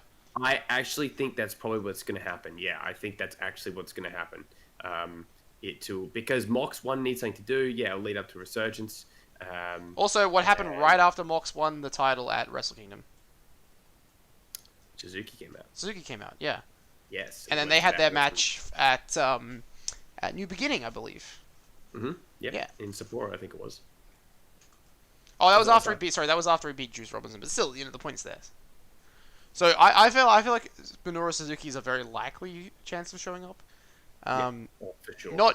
I don't know if he'll show up next week. I feel like you wouldn't want to do a Minoru Suzuki and God debut at the same time. But I mean, fuck. I think that here's the thing, right? I would normally agree with that. But the more you just look at the way that they're booking these shows, they are not holding back anything. And so should we tie this into now the news? Yeah, because I think it's all intentional, Angus. I think it's all intentional. They want you to be completely overloaded with stuff, right? They want you to not be able to focus on anything that's going on. They want you to be completely just overloaded. Obsessed with it. Want you to be completely obsessed and not miss a live event at all. They're creating markets out of people. So let me just quickly go to my Patreon. Let me go to WrestleTix. Give me 1 second. Give you the numbers here. Very important numbers. Holy shit, he has 277 patrons now. I'm paying $5 a month for this guy. All right, so here we go. So our final count of tickets was tickets distributed, 5,688 tickets distributed, with a gate of 295,000. Was that for today? That's for today. Hell yeah. Yeah, very good stuff. So let me compare that to what they did last time. Where is it? Here we go. So the last time they were there, what did they do? Here, where is it? Sorry, I'm just finding it now. We're live, pal. You're not that guy, pal. Here. So the last time they were in Garland, they did 4,500 paid, 4,700 total. So they basically broke their record their last attendance by about 900, basically. That's damn impressive. Yeah, 900 to about 1,000 or so. So huge difference in the gate. Now, I'm just going to quickly tie it into the Charlotte, what they've sold so far with Charlotte. They have distributed about 5,800 tickets. This is for the Bojangles Coliseum. It will be the Bojangles Coliseum. Last time, they did 3,600 paid, 4,000 total. So they have crushed the previous record by over 1,600, paid by about 2,000. And the new capacity of the venue, now that they've opened up more seats after the Dark Order Elite thing, they can have a estimated capacity at the current setup of 6,950. So I think they're going to crack 6,000 easily This is actually, Angus, going to be one of their biggest shows ever, actually, because if you look at most of those Dynamites, they're basically doing 3,000 to 5,000 every week. Yeah, that was So loud. Like today was loud. it was loud. It was very good. These are new, stuff like that. If they can get 6,500 in there, that's fucking huge for that market for Charlotte, North Carolina. That's big. Oh, that's big. That's big. What does the Greensboro Coliseum hold? Can you look that up for me, real quick? Greensboro Coliseum. Yeah. Because that's I think that's the primary venue of North Carolina. Greensboro Coliseum. Okay, that has a seating capacity of 23,500. Greensboro Coliseum. Whoa, wow, that's very nice. Hey, but you know what? I'm a Bojangles fan. Okay, I'm a Bojangles fan. Now, didn't something happen? What was it? What happened in the last Bojangles Coliseum show? Because I remember they've run it before. Oh, I'll look right now. Yeah, have a and look. then I'm going to quickly get a drink, and then we'll go into the big discussion that I've been wanting to have with you. Like, literally, like I don't care if it's on stream. I just wanted to talk about this to you today. Yeah. Okay. AEW. Okay, here we go. Let's see. So we had. Where was it? Was it 2020 or 2019? I think it was 2019. Oh, here we go. 11-6. Okay, I'm just going to give you the card real quick, Angus. We had Pac vs. Trent. We had Cody's career announcement, which was the announcement that basically says... if he loses to Jericho, he'll never challenge again, right? Yep, that's the one. That's the one. He calls Jericho a dirty succubus. Anyway. Okay, Was that episode then we had Dark 6? Order vs. Private Party. Was it? That was episode 6, I think. Yeah. Then we had, bronze medal match moving into full gear, private party. And then we had the epic Chris Jericho. Yes! That was the Chris Jericho parody video package episode. Oh, that one. Yes. It's like Chris Jericho is the youngest AEW champion of all time. Yes, that was great. That was great. I loved that. We also had the GOAT match. We had the greatest of all time. One of the type of Dynamite match I genuinely miss, and we need to get more of instead of fucking Vicky Guerrero. We had Jamie Hayter and Emi Sakura versus Shanna and Riho. I remember that match slapping ass. It absolutely slapped. Yeah, it's really cool to like look back at these matches. These replays it shown as a spot as a crowd chant. This is awesome. Or Shanna continue her onslaught. Yeah. Anyway, then we had Brandon Cutler versus Sean Spears. And then the main event was Hangman Page and Kenny Omega versus Sammy Guevara and Chris Jericho. Yes, I remember that one. Second tag match together. This was Les Ex Gods. They lost. Hangman Page and Kenny lost that match. That's right. And then let's see. Oh, it's Cody hits the ring like a madman. Yeah, this was the classic chaotic ending shows. Right. Then Moxley makes his way. He comes in with the barbed wire bat and. Oh my god! Nick Jackson climbs up the Dynamite Titantron and hits a crazy.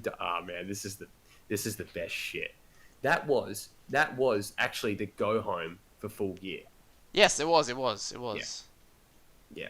So that was fucking awesome. Love it. All right, I'm gonna let you entertain the crowd here of 4 people while I quickly get a drink. I'll be right back. Can I keep 4 people? I don't know. I also have to pee quite badly, so we'll see. Let me interact with the chat. Let me open up the chat for a second and see what's going on. What's everyone talking about right now? Is Shanna cancelled now? Is Shanna cancelled? I don't know. I assume they let her go, so I think she's yeah, possibly. I don't know. I don't keep up to date with Shanna's goings-ons. I do not. Anyway, who we got here? We got Al's here. We got Amelia here. Who else is here? Can't see who's in the chat. Oh yes, she did say stuff about Muslims in France. You're right. Yeah, no, I was thinking about Sadie Gibbs too, because they let her go. One of the few AEW releases actually. Like they don't really release people that often. They essentially released Eva Lise and Sadie Gibbs, and I think Shanna. Also, I don't know if she got released or if she just chose to, like, stop wrestling there. I don't know, obviously they had, like, Kylie Ray and so on and so forth. Yeah, I think they've just. I mean, usually what happens with AEW is like they bring people in on these like no contract kind of runs, and then they just sort of like um, stop appearing after a while, which is ideally the way to go. I think like you got Jeff Cobb, who they just kind of brought in for that like one spot, and then you got like your. I mean, Nick Gage probably I don't couldn't wouldn't imagine would be in a permanent fixture on the show. I could not. I probably wouldn't say that's a likely thing. Amelia was telling me that this was recently voted Square-Eyed Jack's favorite level in Spyro in all of Spyro. I don't see it myself. It's okay, I guess. What don't you see? Oh, I was just saying that Amelia said that this was Square-Eyed Jack's favorite level in Spyro. Oh, nice. Oh, fuck. Al Malloy's in the chat talking about Shanna. Yeah, Shanna's kind of cancelled. I personally don't agree with it. I like Shanna. I was a big Shanna fan. Shouldn't have released her. But I believe what the straw that broke the camel's back was she kind of was like fighting Layla Hirsch in a dark match on AEW Dark. Is that what happened? Yeah, I saw some things. She was like doing this weird shit. It was weird.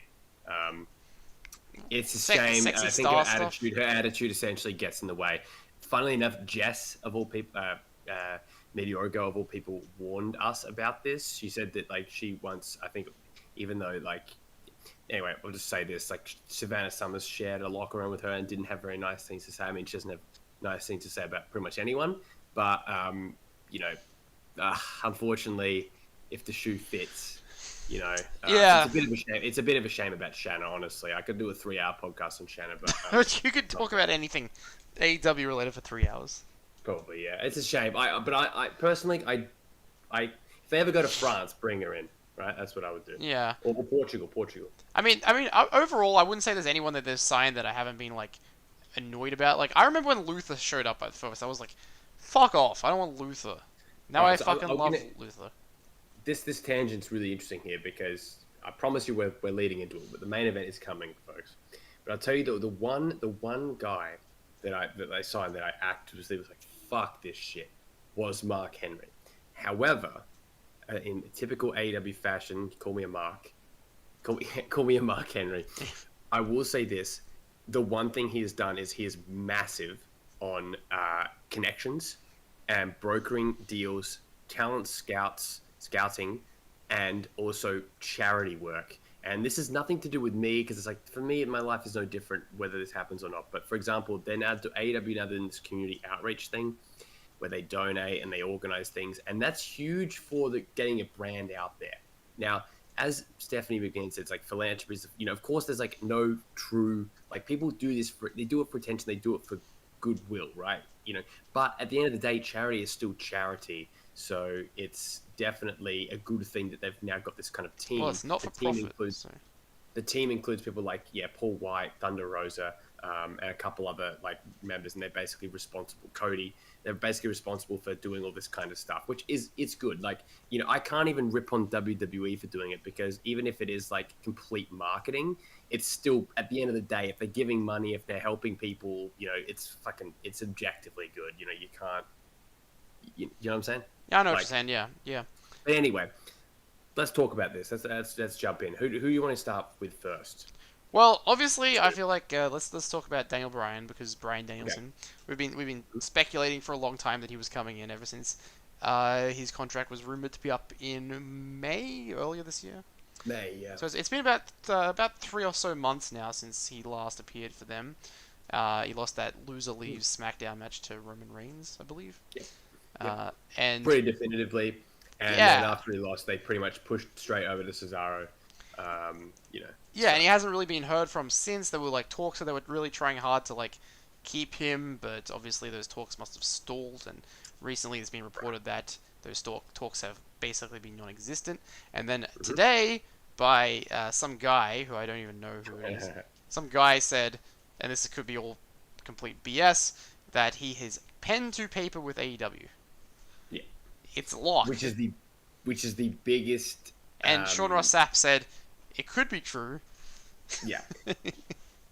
Mr. Shard himself. He said really ringing endorsement there from him. No, I mean at the end of the day, personal thoughts on him aside, he is very he's pretty fucking accurate. You can't really say he isn't. But this has not been Shatter from Ross Shatner. I'm going back into high caves Now, to get those last 2 gems. so this is interesting. So I'm fine. I'm back on the board again after so many years. I looked at my previous posts; they were all about Lucha Underground, usually complaining at Bryan Alvarez's coverage of it or Dave's, and me even saying that Cornette, like, you're just manipulated by. I lifted a comment in like 2017, basically saying you guys are just being like manipulated by Cornette into thinking it's bad. I actually said that like 4 years ago, so nothing's really changed. About anyway, what? on the board, this is the board where about Lucha Underground. So on the board, this is where Dave Meltzer and Bryan post a lot of their stuff, and a lot of actual like scoops and actual discussion takes place on the board. Yeah. But I just haven't been there forever. So I was reading through it. There's like pages and pages and pages of stuff about like Bryan Danielson's side with AEW, and basically Dave is still kind of playing coy. Like his mentality is like, well, I haven't got it confirmed, but as some people have pointed out, if Bryan was pen to paper, it wouldn't be reported by him. No, And that's absolutely not. It's not because he's a shill. It's not because he's a shill. It's because they're never going to tell him that. Yeah, They that's are right. never going to tell him that. Whereas if he was signed with WWE, you would know, because they are the most notoriously leaked promotion ever. Yeah, plus Everyone they'd probably knows want to everything's happened. confirm to all their investors that they still have him. WWE stock is opening at a months and months low today. It's about to... That news, we'll tie into the other stuff, but Bryan being gone is major. Now, do I think this thing is real? Do I think he is all elite? Yes. Yeah. Hold on. What about Brett and Bryan Major? Brent, I thought he was all elite. Literally, the second he lost to Roman Reigns. I'm not even kidding. I remember hearing an interview where he basically was like, he felt like dead inside at WrestleMania. Yes, I remember that. I remember that. And I'm like, he's gone. He's gone. Like, he's 100% gone. If his contract is up and Total Divas has been cancelled, he's out. So, you know, that's it. He is 100% coming, I would say. Yeah, I pretty much confirmed it ever since Total Divas got cancelled. Total Bellas, sorry. Yeah. Like, that was pretty much it. Because, like, why would they get rid of their golden goose of a show? That's right. Not only that, because is people that know WWE exclusively through that show. My mum watched Total Bellas, unironically. When I told her it was cancelled today, she was devastated, I will say. That's like she only knew very Cody through the Real Housewives. She knew Cody. No. She knows all those from the New Japan show we went to, but she kind of knew about that. Yeah, she knew. Like, that show was like really short. I watched all of the stuff that Brandy was in with that, and she got like collectively 20 minutes of airtime. But you know, whatever. But the point, the big one after Total Divas, of course, that was a huge one. The merchandise. The second that you take away someone's revenue stream with the company, like, for example, being able to be in a video game, being able to be in merchandise, shirts, whatever you want to say. I think Jess. I'm just doing a live stream with CrystalFissure. We're just talking about AEW and the Daniel Bryan scandal. Oh, yes. Scandal. Sorry. I say scandal, but it's not really a scandal. You say scandal because you've been watching too much Scandal. I mean, I've been watching too much Scandal and drinking too much Drinking wine. too much wine. That's coming, CrystalFissure. We're gonna do that. You're gonna watch all the show, and then we're gonna do our tier list. That's it. I think you should leave. I finished it yesterday. All of it? Yeah, but you have to watch the show like 5 times to really probably do it. Hey, Tammy Craps. Yeah. 60 LBs and over, thank you. Yeah. McAdoo. I love the last segment too. Actually, it was really good. But yeah, so obviously, when you take away someone's like income from that, it's over. It's curtains. Yeah, well, that's right. So he's not signed to them anymore, and they're not paying him royalties on. There's no licensing. Licensing is like, I mean, look at AEW. The Young Bucks would make, and I'm not even joking, would make at least 6 figures from merchandise. I am sure Bryan Danielson would be making 6 figures from his Yes merch. You know, like it's like as soon as that thing is gone, it's over. Now people say, oh, but what about Braun Strowman? He just had shirts. Now, those shirts were already finished in production and they've gone back online, basically. They're just essentially clearance items, right? Like, they're still at full price because, well, why not? Like, it's not like Braun Strowman has no fans anymore. I'm sure his fans will still buy his shirt. Yes, they'll get those hands. Sorry, as soon as I said that, Jess just left the room as soon as I said get those hands. I felt like this is a Shit. live stream for YouTube. Yeah, you can go watch it on YouTube. Yeah, you can listen, because, Jess totally doesn't hear enough of us talking usually every day. So, I know. It's the same, like, Amelia being in here. It's like, man, like, we just talk all day. By the way, I feel like I've got a glitched version of this game, because these two gems don't exist. Yeah, I don't know what the fuck this is. They don't exist. Alright, anyway, yes. Get out of the level. Go to the next one. So, Bryan Danielson, let's talk about... Let me give my 2 cents on this. You've rambled on long enough, CrystalFissure. I have. Let me tell you. Okay. Is this a game changer? Is this going to bring in 2 million viewers weekly and dominate the ratings? No, it's not going to do that. However, what this will do is this will help encourage some of those people who are on the cusp of phasing out of WWE to come over. Forever, possibly, yeah, because they'll get their quota. No, but I mean, like, coming over at the expense of left head. Yeah, basically. Well, that's right. I mean, usually I think what the usual trend would be is that come over, split their time between both, and then phase out. It's a really useful tool because, like, Bryan Danielson is the most, aside from CM Punk, or even arguably as big as CM Punk, was the most organically over guy they ever had since Austin. Yeah, I truly believe that. It's he undoubtedly him during the yes movement and his run to WrestleMania 30 and all that stuff. Was actually despite all the fuckery, a good time to be watching WWE if you were a fan, because you had something to cling on to. You had some, like, as I always talk about with CrystalFissure, your wrestling show needs your primary mover. What's the thing that's hooking you primarily in week to week? And he was that guy, What the fuck? Yeah, exactly. So I'm just trying to figure out this one. Like, yeah. Even when Big Show was taking his spot, in 2013, doing the yes chants. Oh yeah, that was great. That was amazing. Even when Randy Orton was wrestling the Big Show. So, yeah, you're 100% right.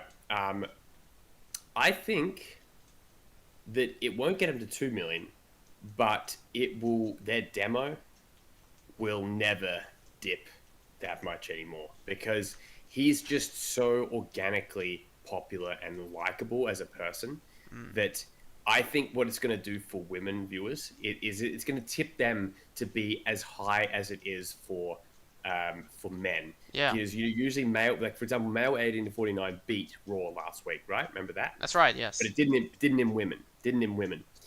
Bryan has that popularity from. That's because young girls want to be Nikki Ash. Don't you understand? Oh yeah, so she wants to be almost a superhero. Which is good for her. I'm happy for her, honestly. But, sorry, every time I see her name, I always think of. Do you remember Rosie from Hurricane of Rosie? Oh yeah, Roman Reigns' brother. Training. He was a superhero in training. Yeah. Nikki Ass Hole Specialist Hole. I always expect her name to be Nikki Shit or something. That's probably what Vince thought, So yeah, but I think it will help their ratings for sure. I think the second guy will help the ratings even more, technically. But I think it will help the ratings, and I think he's going to be a massive live event draw. The other thing is that apparently if the rumors, indeed are true, which I believe they 155% are true, then he is going to New Japan. Yeah, that was the big thing, wasn't it? He wanted to. That was the big thing. Now, and this is the other thing that's about it, which I'm sure you have opinions on. So I just listened to Dave's thing before we recorded, and what he said, while he was still kind of coy about it, he was like, well, from what I know, it has come down to whether he can work New Japan. And that's why Nick Khan tried to get in discussions with New Japan. And that's what we were talking about for most of June and July. We were talking about the why are they wanting to work with New Japan now all of a sudden?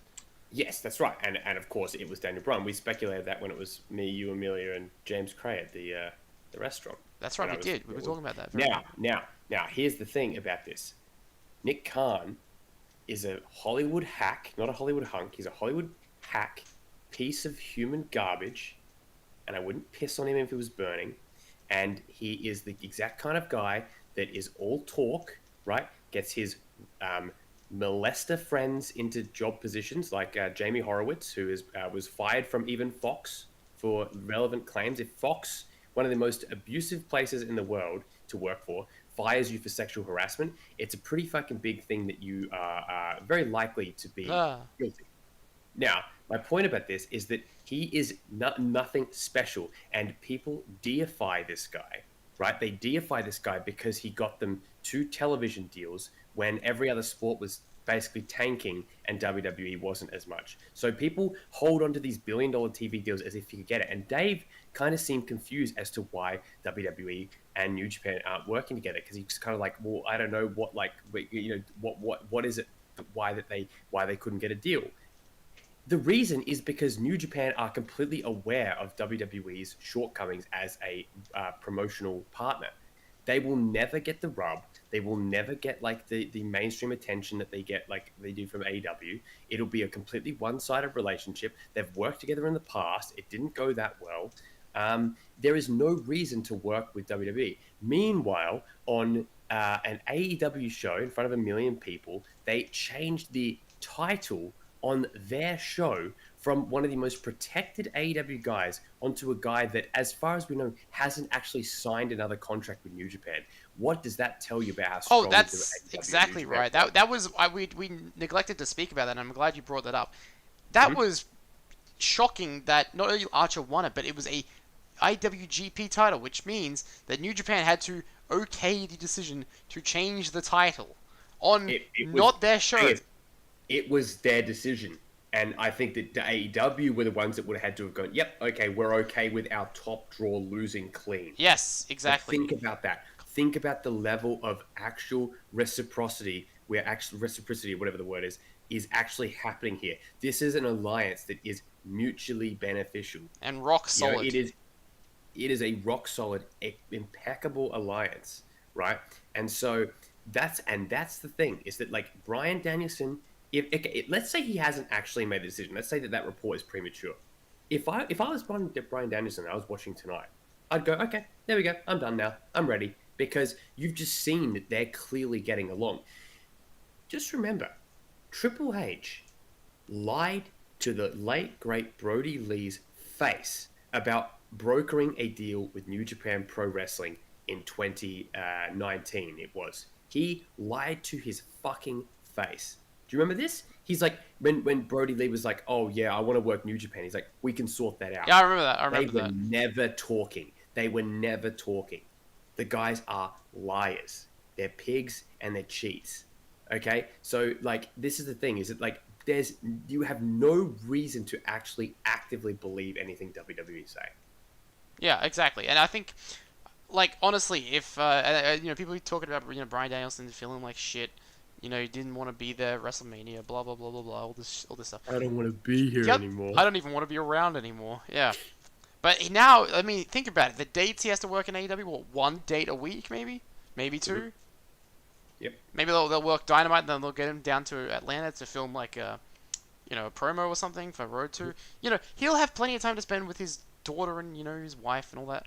Yep. I think the only thing that I'm slightly on the fence about is the Nikki Bella Laurinaitis arrangement. Sure. Like the fact that he's still in the picture, he's got a direct link to Vince.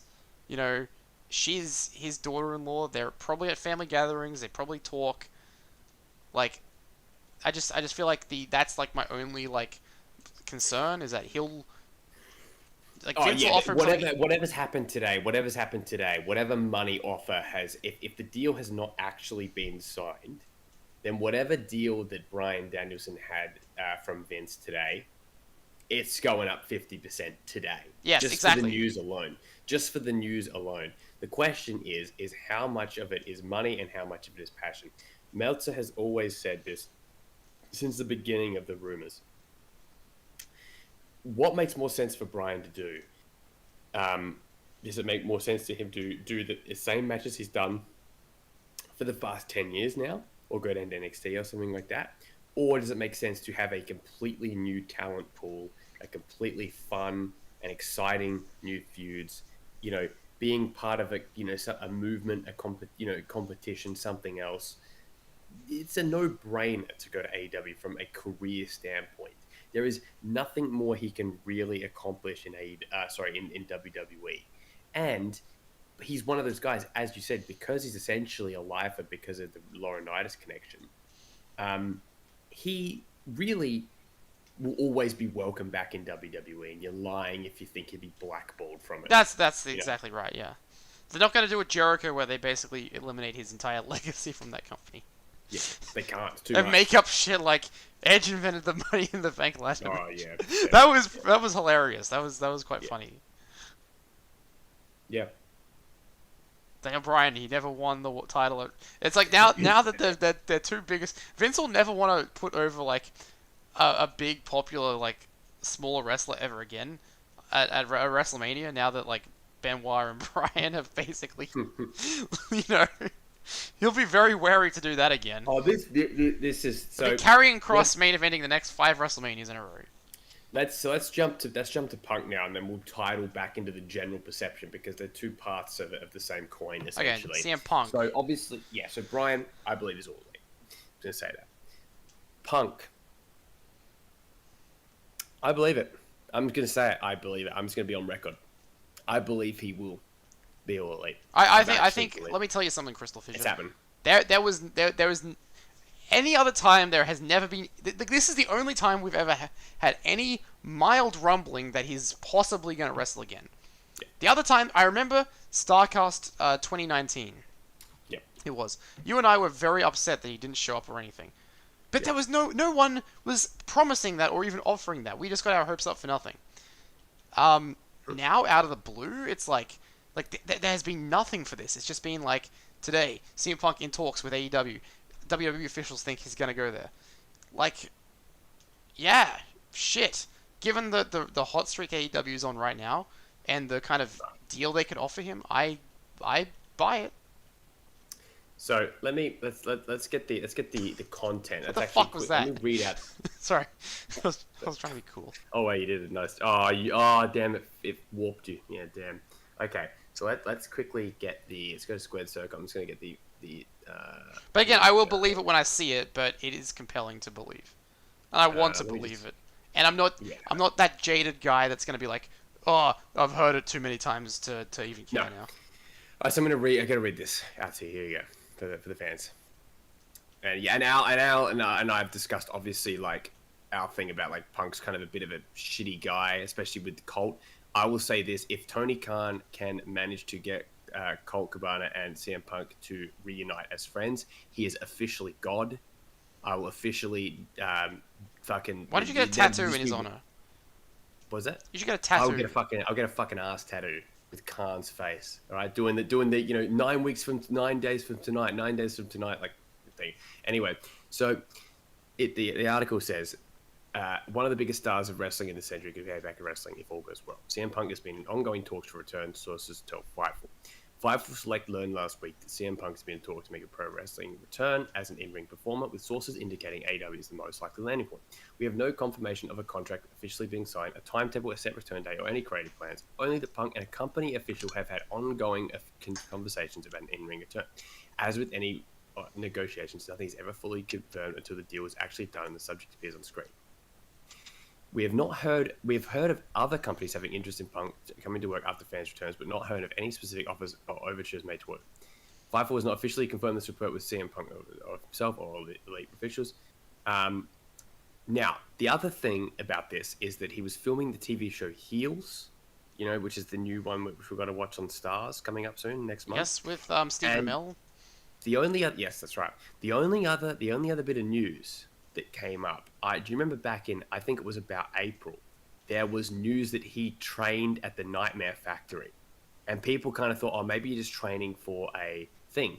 But no, it's apparently he's been, actually training for an in-ring return.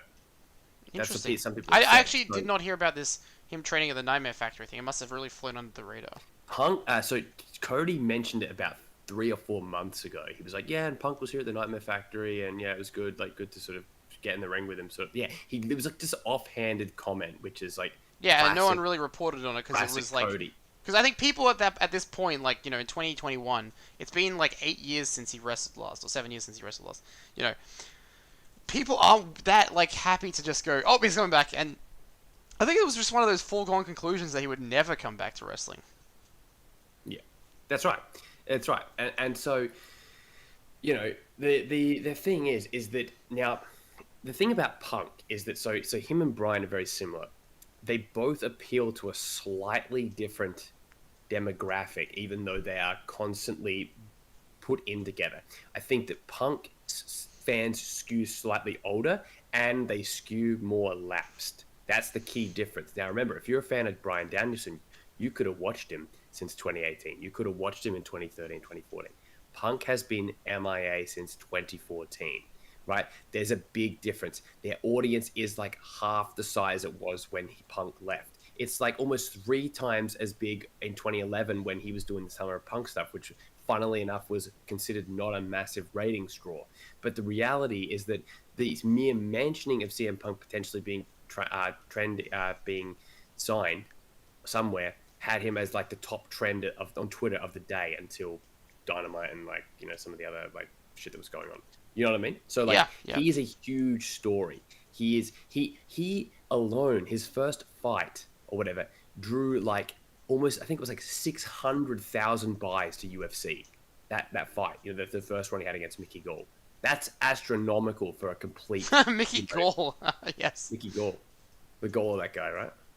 But crap! I was doing so well there. I almost made it all the way through the tunnel. Yeah. Look at this. Oh damn it! Yeah, I'm a bit fine.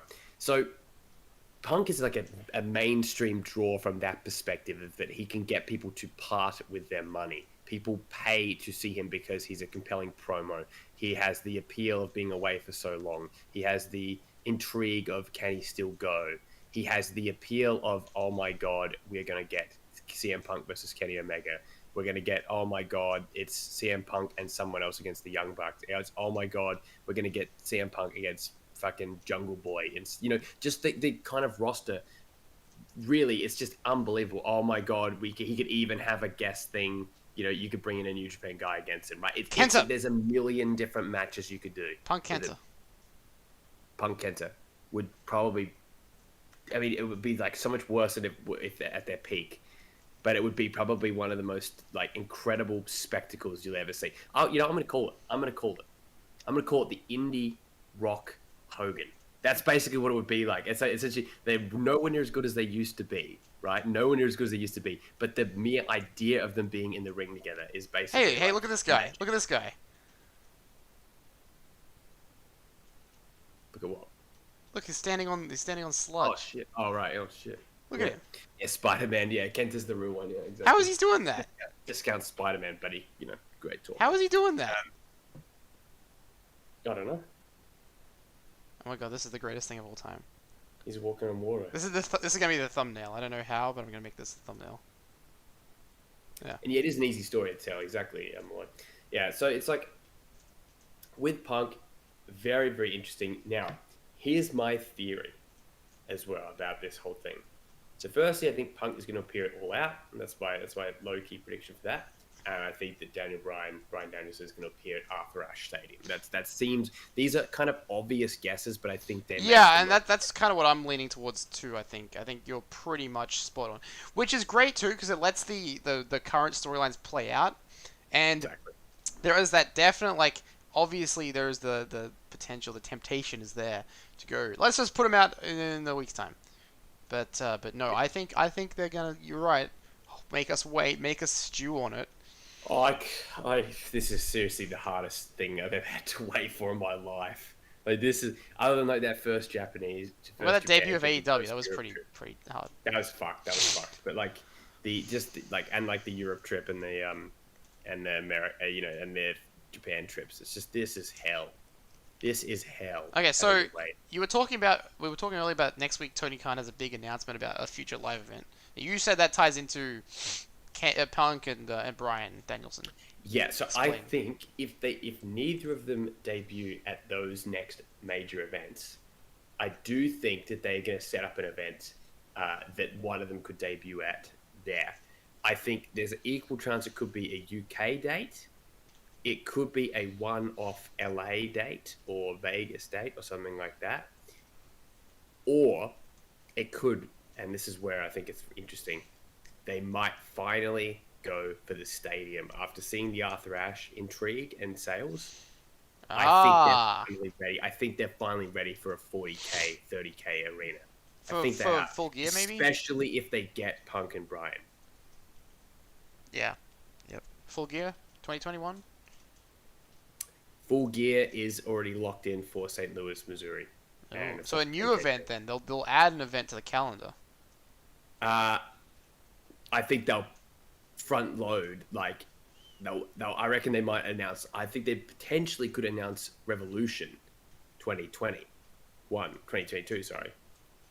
Oh, I see. In LA or something like that. You think they'll announce that this week?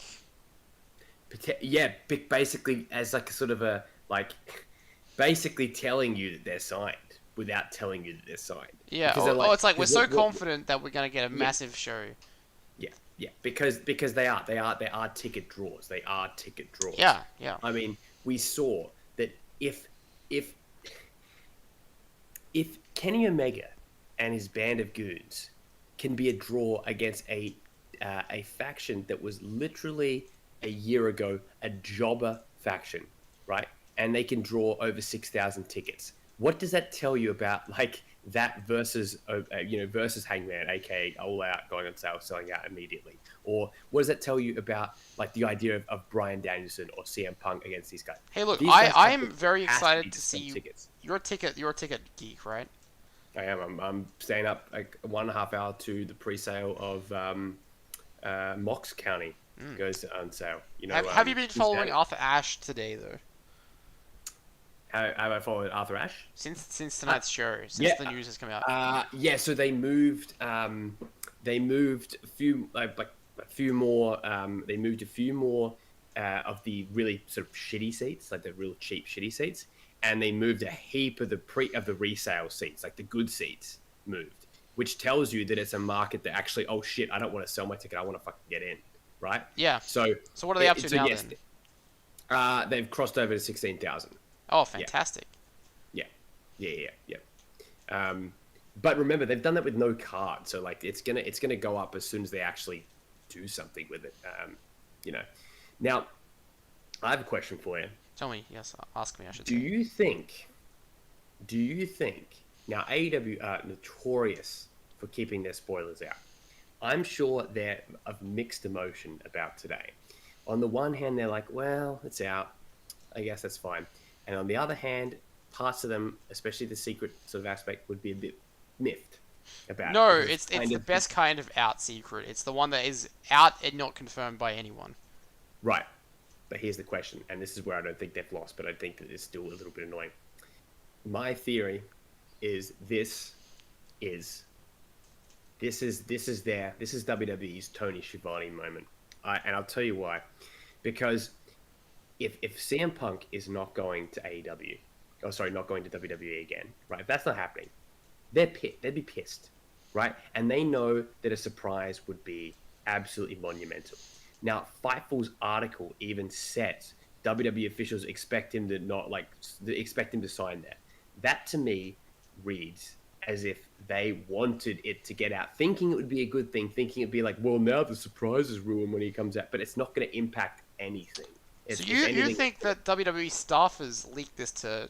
Yeah, they've done this before. They had WWE staffers around the time when AEW was getting these sellouts, right? Because Meltzer talked about this as well on the board. When AEW got those first 3 Dynamite sellouts, right? Washington, Boston, Thingo, All Out, etc.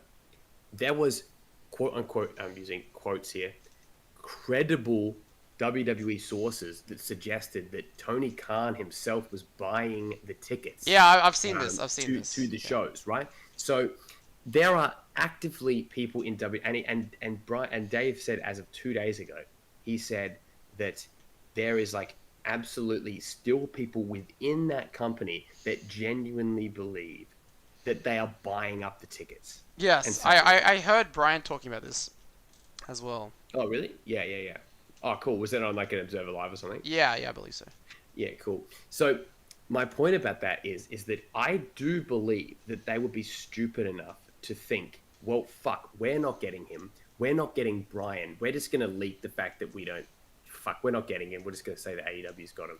Because But it doesn't really ruin the doesn't. surprise, though, because, I mean, if you've been in wrestling for more than, like, a minute, you know that, like, it doesn't matter until it happens. No, much like... That's what wrestling is. Wrestling's all about potential and then realizing potential. That's what's literally... Much like Tony spoiling What the hell? What the fuck? I had that. Sorry, I fell right through. Oh, yeah, I see that. Much like Tony spoiling Mick Foley didn't actually, do anything for that. In fact, it made it better. The reason why I'm confident in that belief is just because, one, I know how they operate, and that's what kind of thing, that's kind of what they do. They're very dirty like that. They're very, and two, I think that, the fact that it's like, okay, like if Bryan is gone, like they would be furious about it. That's the reality. They should be furious about it because they had him locked down and they lost him. They had him locked down and no amount of money, apparently. But they've also fucked his return up too, remember? Yeah. Like, his first match back was him and Shane McMahon against Kevin Owens and Sami... I was about to say Sami Guevara, Sami Zayn. Was that what it was it? At WrestleMania. It was WrestleMania, whatever it was. And I remember this because I was like, oh, I wasn't watching at the time, but I was like, that's a weird match for him to come back for. Yeah, that does ring a bell. It didn't feel like it was like a big deal. Like, it was like, what the fuck, who cares? Yeah. Again, I wasn't watching at the time, so someone correct me if that was a big deal. I don't know. Let's see. I'm just reading. I'm just looking here. Yeah, I do think that, like, there's a reason. I think the other big point is, of course, the fact that it's like, they did do the Arthur Ashe Stadium thing. Apparently like AEW and Danielson, according to Meltzer, have been in talks for months. You know what I mean? Like they have actually been talking for ages. So I think that it was an active decision to announce Arthur Ashe, knowing, we've got this big surprise. And even before, like, the Bryan exactly was confirmed, people were saying, there's going to be this big, he said that Tony Khan's, like, has tricks up his sleeve, quote unquote. He's got people that no one but him know about, sort of, you know what I mean? Like, there's so much stuff to do with AEW. And crap, I fell down. Jesus Christ, you're getting so much momentum here. Fucking hell. There's just so much happening. It's a great time to be a fan. It really is a great time to be a fan. Well, it's a great time to be a non-WWE fan. Exactly. I mean, if you're a WWE fan, I mean, it's like, what do you got? You got Cena Reigns, which, admittedly is like, okay, it's a big deal if you're into that kind of thing. But it's like a one-off kind of thing, whatever. You got Lashley Goldberg, which I don't know how anyone could possibly care about that in their right mind. What else do you have? I don't even know. What's their other big... Seth Rollins versus Edge. Who? Seth Rollins versus Edge. Seth Rollins versus Edge. Oh, yeah, that could be something. These are nothing matches. I mean, but that's the thing. Like, it's like, people are really genuinely excited about these matches. I'm like, I don't know. Maybe it's just not for me. But it's like, I don't know how anyone could like Edge. Edge. Yeah, I guess I understand it, but we're a year in now, and it's like, what the fuck has he even done? He's a loser. That's what he is. Crap! I don't know how that happened. Christian is better than Edge. I just I don't even need to say that.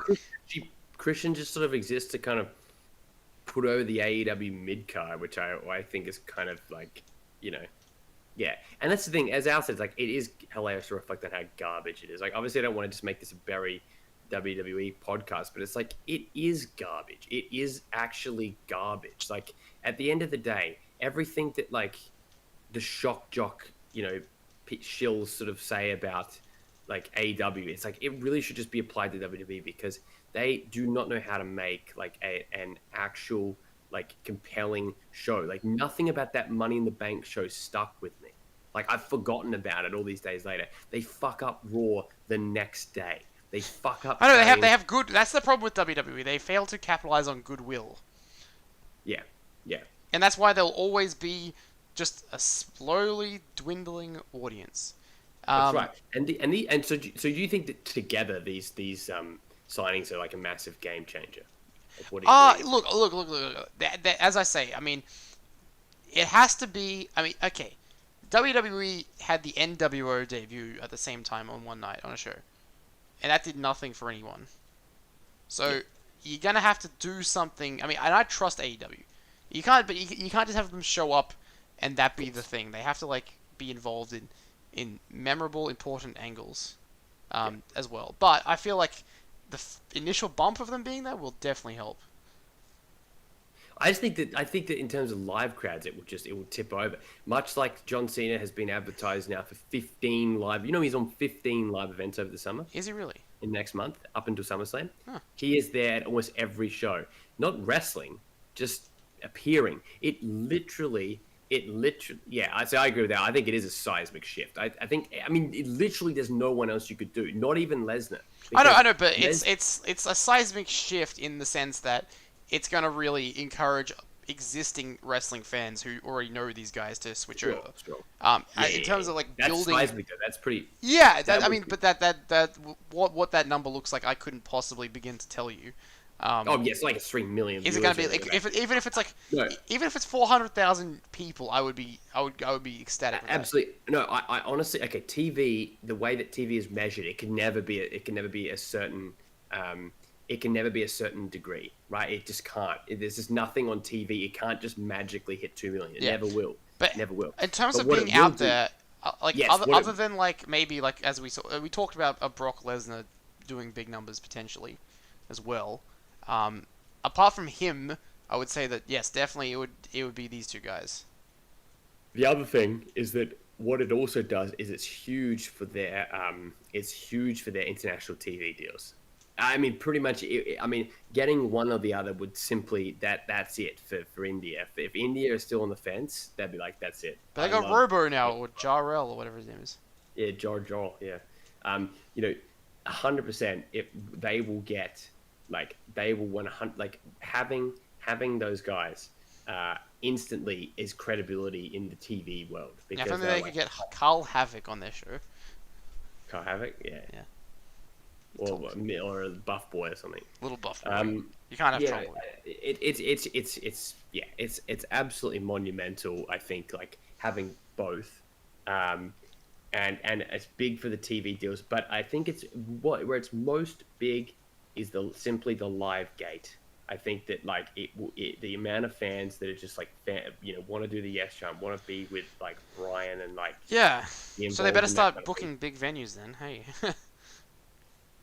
Yes and no. I think that their current venue size and selling them out is better than trying to do what WWE do, which is like half or third pack out a giant arena.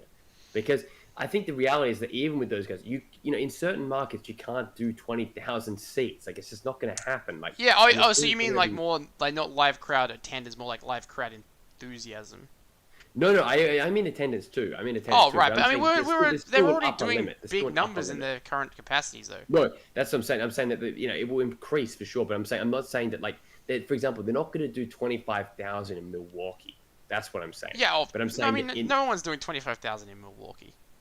Yeah, that's what means that they're going to do way bigger than they would have done though, because watching them mix it up with those guys, these WWE Ring of Honor guys, mixing it up with current AEW roster is just money.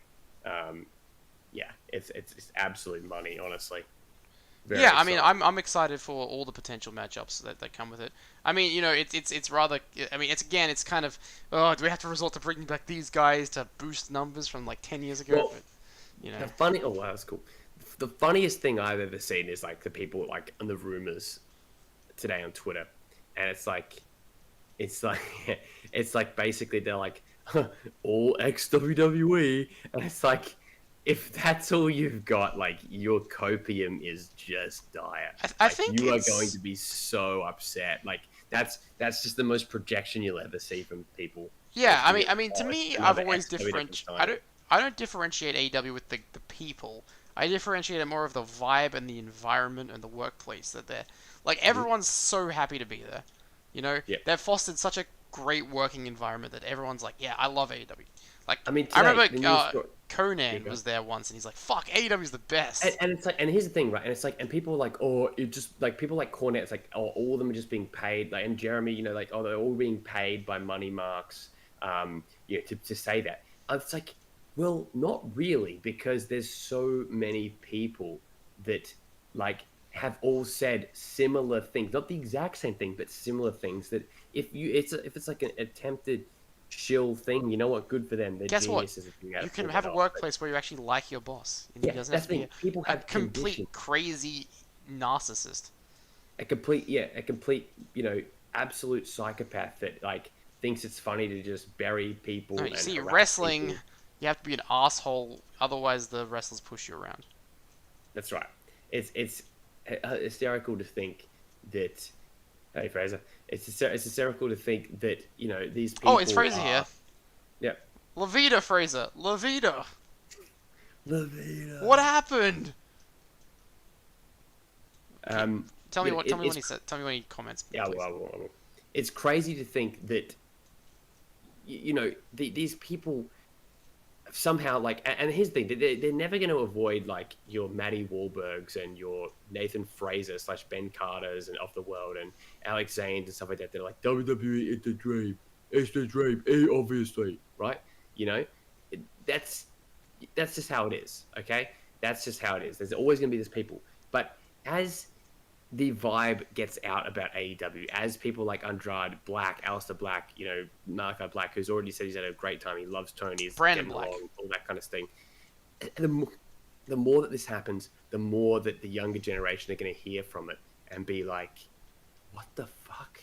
Like, we've been, like, and the old people are going to be like, we've been working for this psychopath for this long. He doesn't even know my name. Like, Excellent point, Sheldon.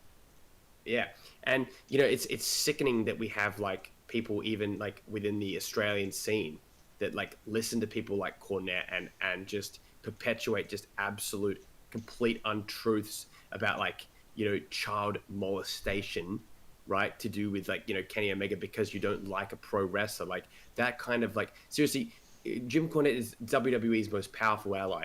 I know people will say, but he hates it too, but he actually is. Like he is their most powerful ally because he creates such a toxic discourse about it that absolutely does rub off on wrestlers even here.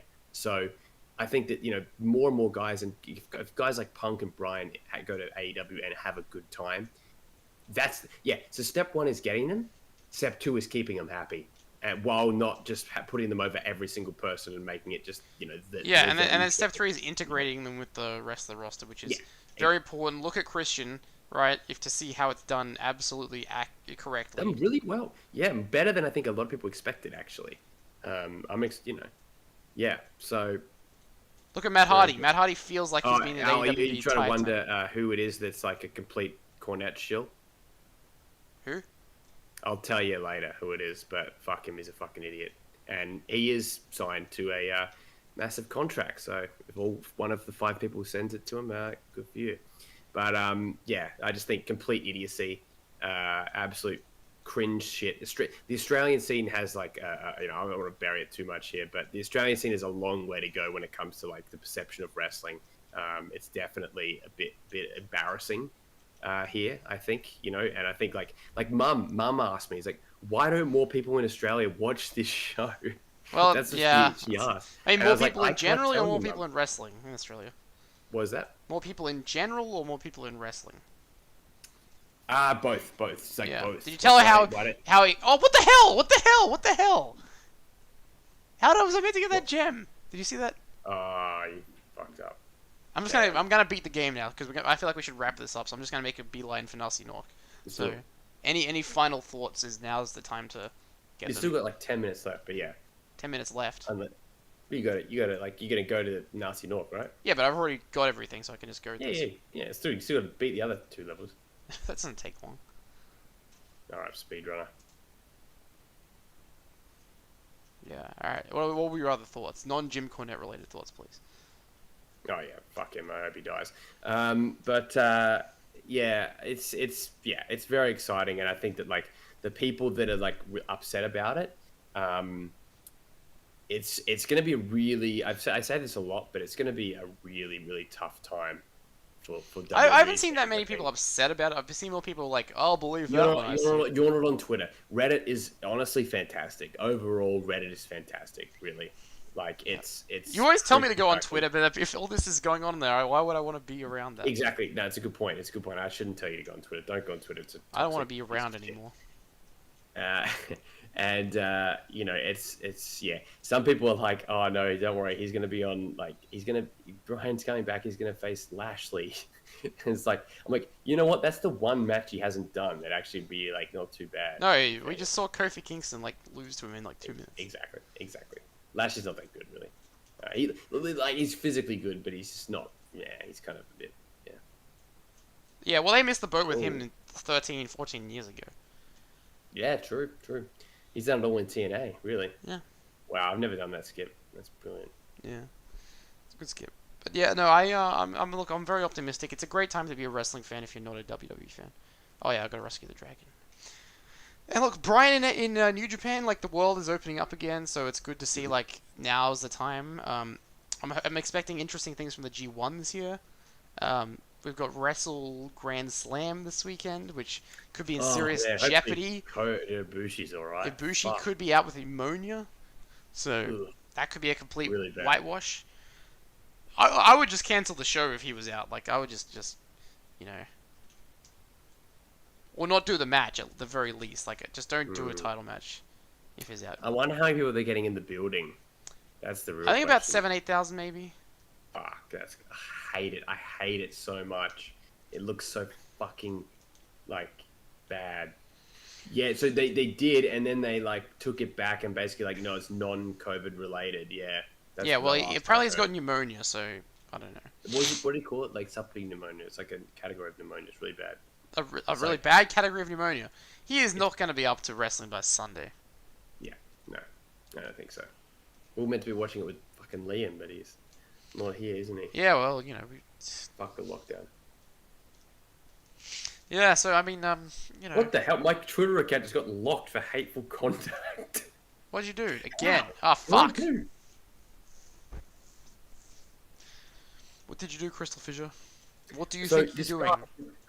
So I said, this guy that was spent like 6 months just replying to every Kenny Omega tweet.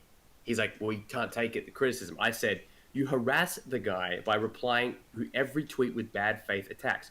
Do you actually think you're a good person? Do you think what you're doing is perfectly normal? It's freak shit. Literal freak on the internet piss boy behavior. How in the world are you not embarrassed? Yeah, I can see why you got taken down for hateful speach. How's that hate speech? But you called him a freaky piss boy. I don't think that's... He was accusing Kenny Omega of being a pedophile. I know, but they don't No, care. shut the fuck up. Anyway, next thing, I said, plenty of racists and sexists make exceptions for other people. Actions speak louder than friends. Also, you're obsessed. A quick look at your account has you replying to every Kenny Omega tweet trying to harass the guy for literally no reason. Consider therapy, piss boy. Yeah, well, I guess calling him a piss boy probably doesn't help. How is calling someone a pedophile somehow less than that? I just don't understand. Yeah, I know, but still, you called him a piss boy, and he reported you for it. And when you call people piss boy, you're opening yourself up to.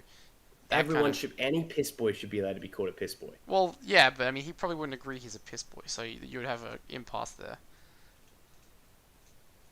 I don't know, man. Yeah. I feel like. You know, I agree with you. Yes, he's probably a piss boy, but doesn't. At the end of the day, I don't think Twitter cares if he, if he reports. That just makes no sense. Like at the end of the day, it's only 11-hour break. That's fine. At the end of the day, I just think it's just hysterical that Twitter. That's the thing. Twitter rewards bad faith about. Well, you didn't report him. He probably reported you, and they saw you calling him that, and then they got you. Yeah, the guy blocked me straight away. Like literally, the guy. It was like, I'm not even kidding. Every single Omega tweet, he would basically say, "You're a scumbag," or "You're a pedophile," like Riho or whatever, like that. But it's like, how can that be okay and not get someone blocked? But then calling someone out for it gets you blocked. Like I feel like if Kenny Omega cared, he would probably take do something. He usually does, yeah. He usually says like, "Oh, Jim would love you," sort of thing, that kind of stuff. He replies kind of how I reply, to be perfectly honest. Or do you reply how Kenny replies? Ooh, yeah, influenced. Are you aspirational? Anyway, Like, that kind of apologist behavior for calling someone a pedophile was genuinely a little bit unacceptable. do you have aspirations of being like Kenny Omega? Do you picture I- yourself as Kenny's best friend? Oh, absolutely. That's all real day. serial Yeah. killer shit right there. You should consider therapy. Yeah. Anyway, I don't know. We've really drifted off topic, and I'm about to kill Nasty Nork. So, our final closing thoughts about whatever we're talking about. Yeah, I've been nothing else. Nothing else. Nothing else. No. All right. Well, I'll say that that right now, there's a buzz. There's a buzz in the air. Every Wednesday/Thursday, I'm excited for AEW. Next week could be an all-timer. Do I agree? Do I think AEW is perfect? No, absolutely not. It's not perfect. There's things that I don't like about it. I'm not a absolute blind sycophant who literally loves everything they give. Like, I don't consume all its content and just go, oh, this is fantastic. However, they are a compelling show that puts on really good things that I really like to see. And I'd say 95% of the show is up to what I like. So, I love AEW. It's great. It's really made me be a wrestling fan again. That and New Yes. Japan have really brought me back into being a wrestling fan. But anyway, there we go. Spyro has beaten Nasty Nork, and those dragons are very happy about it. And yeah, I reckon we can wrap up CrystalFissure. It's two Excellent. and a half hour live stream. Well done. Thank you very much. So thank you very much for watching, everyone. And on behalf of CrystalFissure and myself, we will speak to you all later. Goodbye and good night.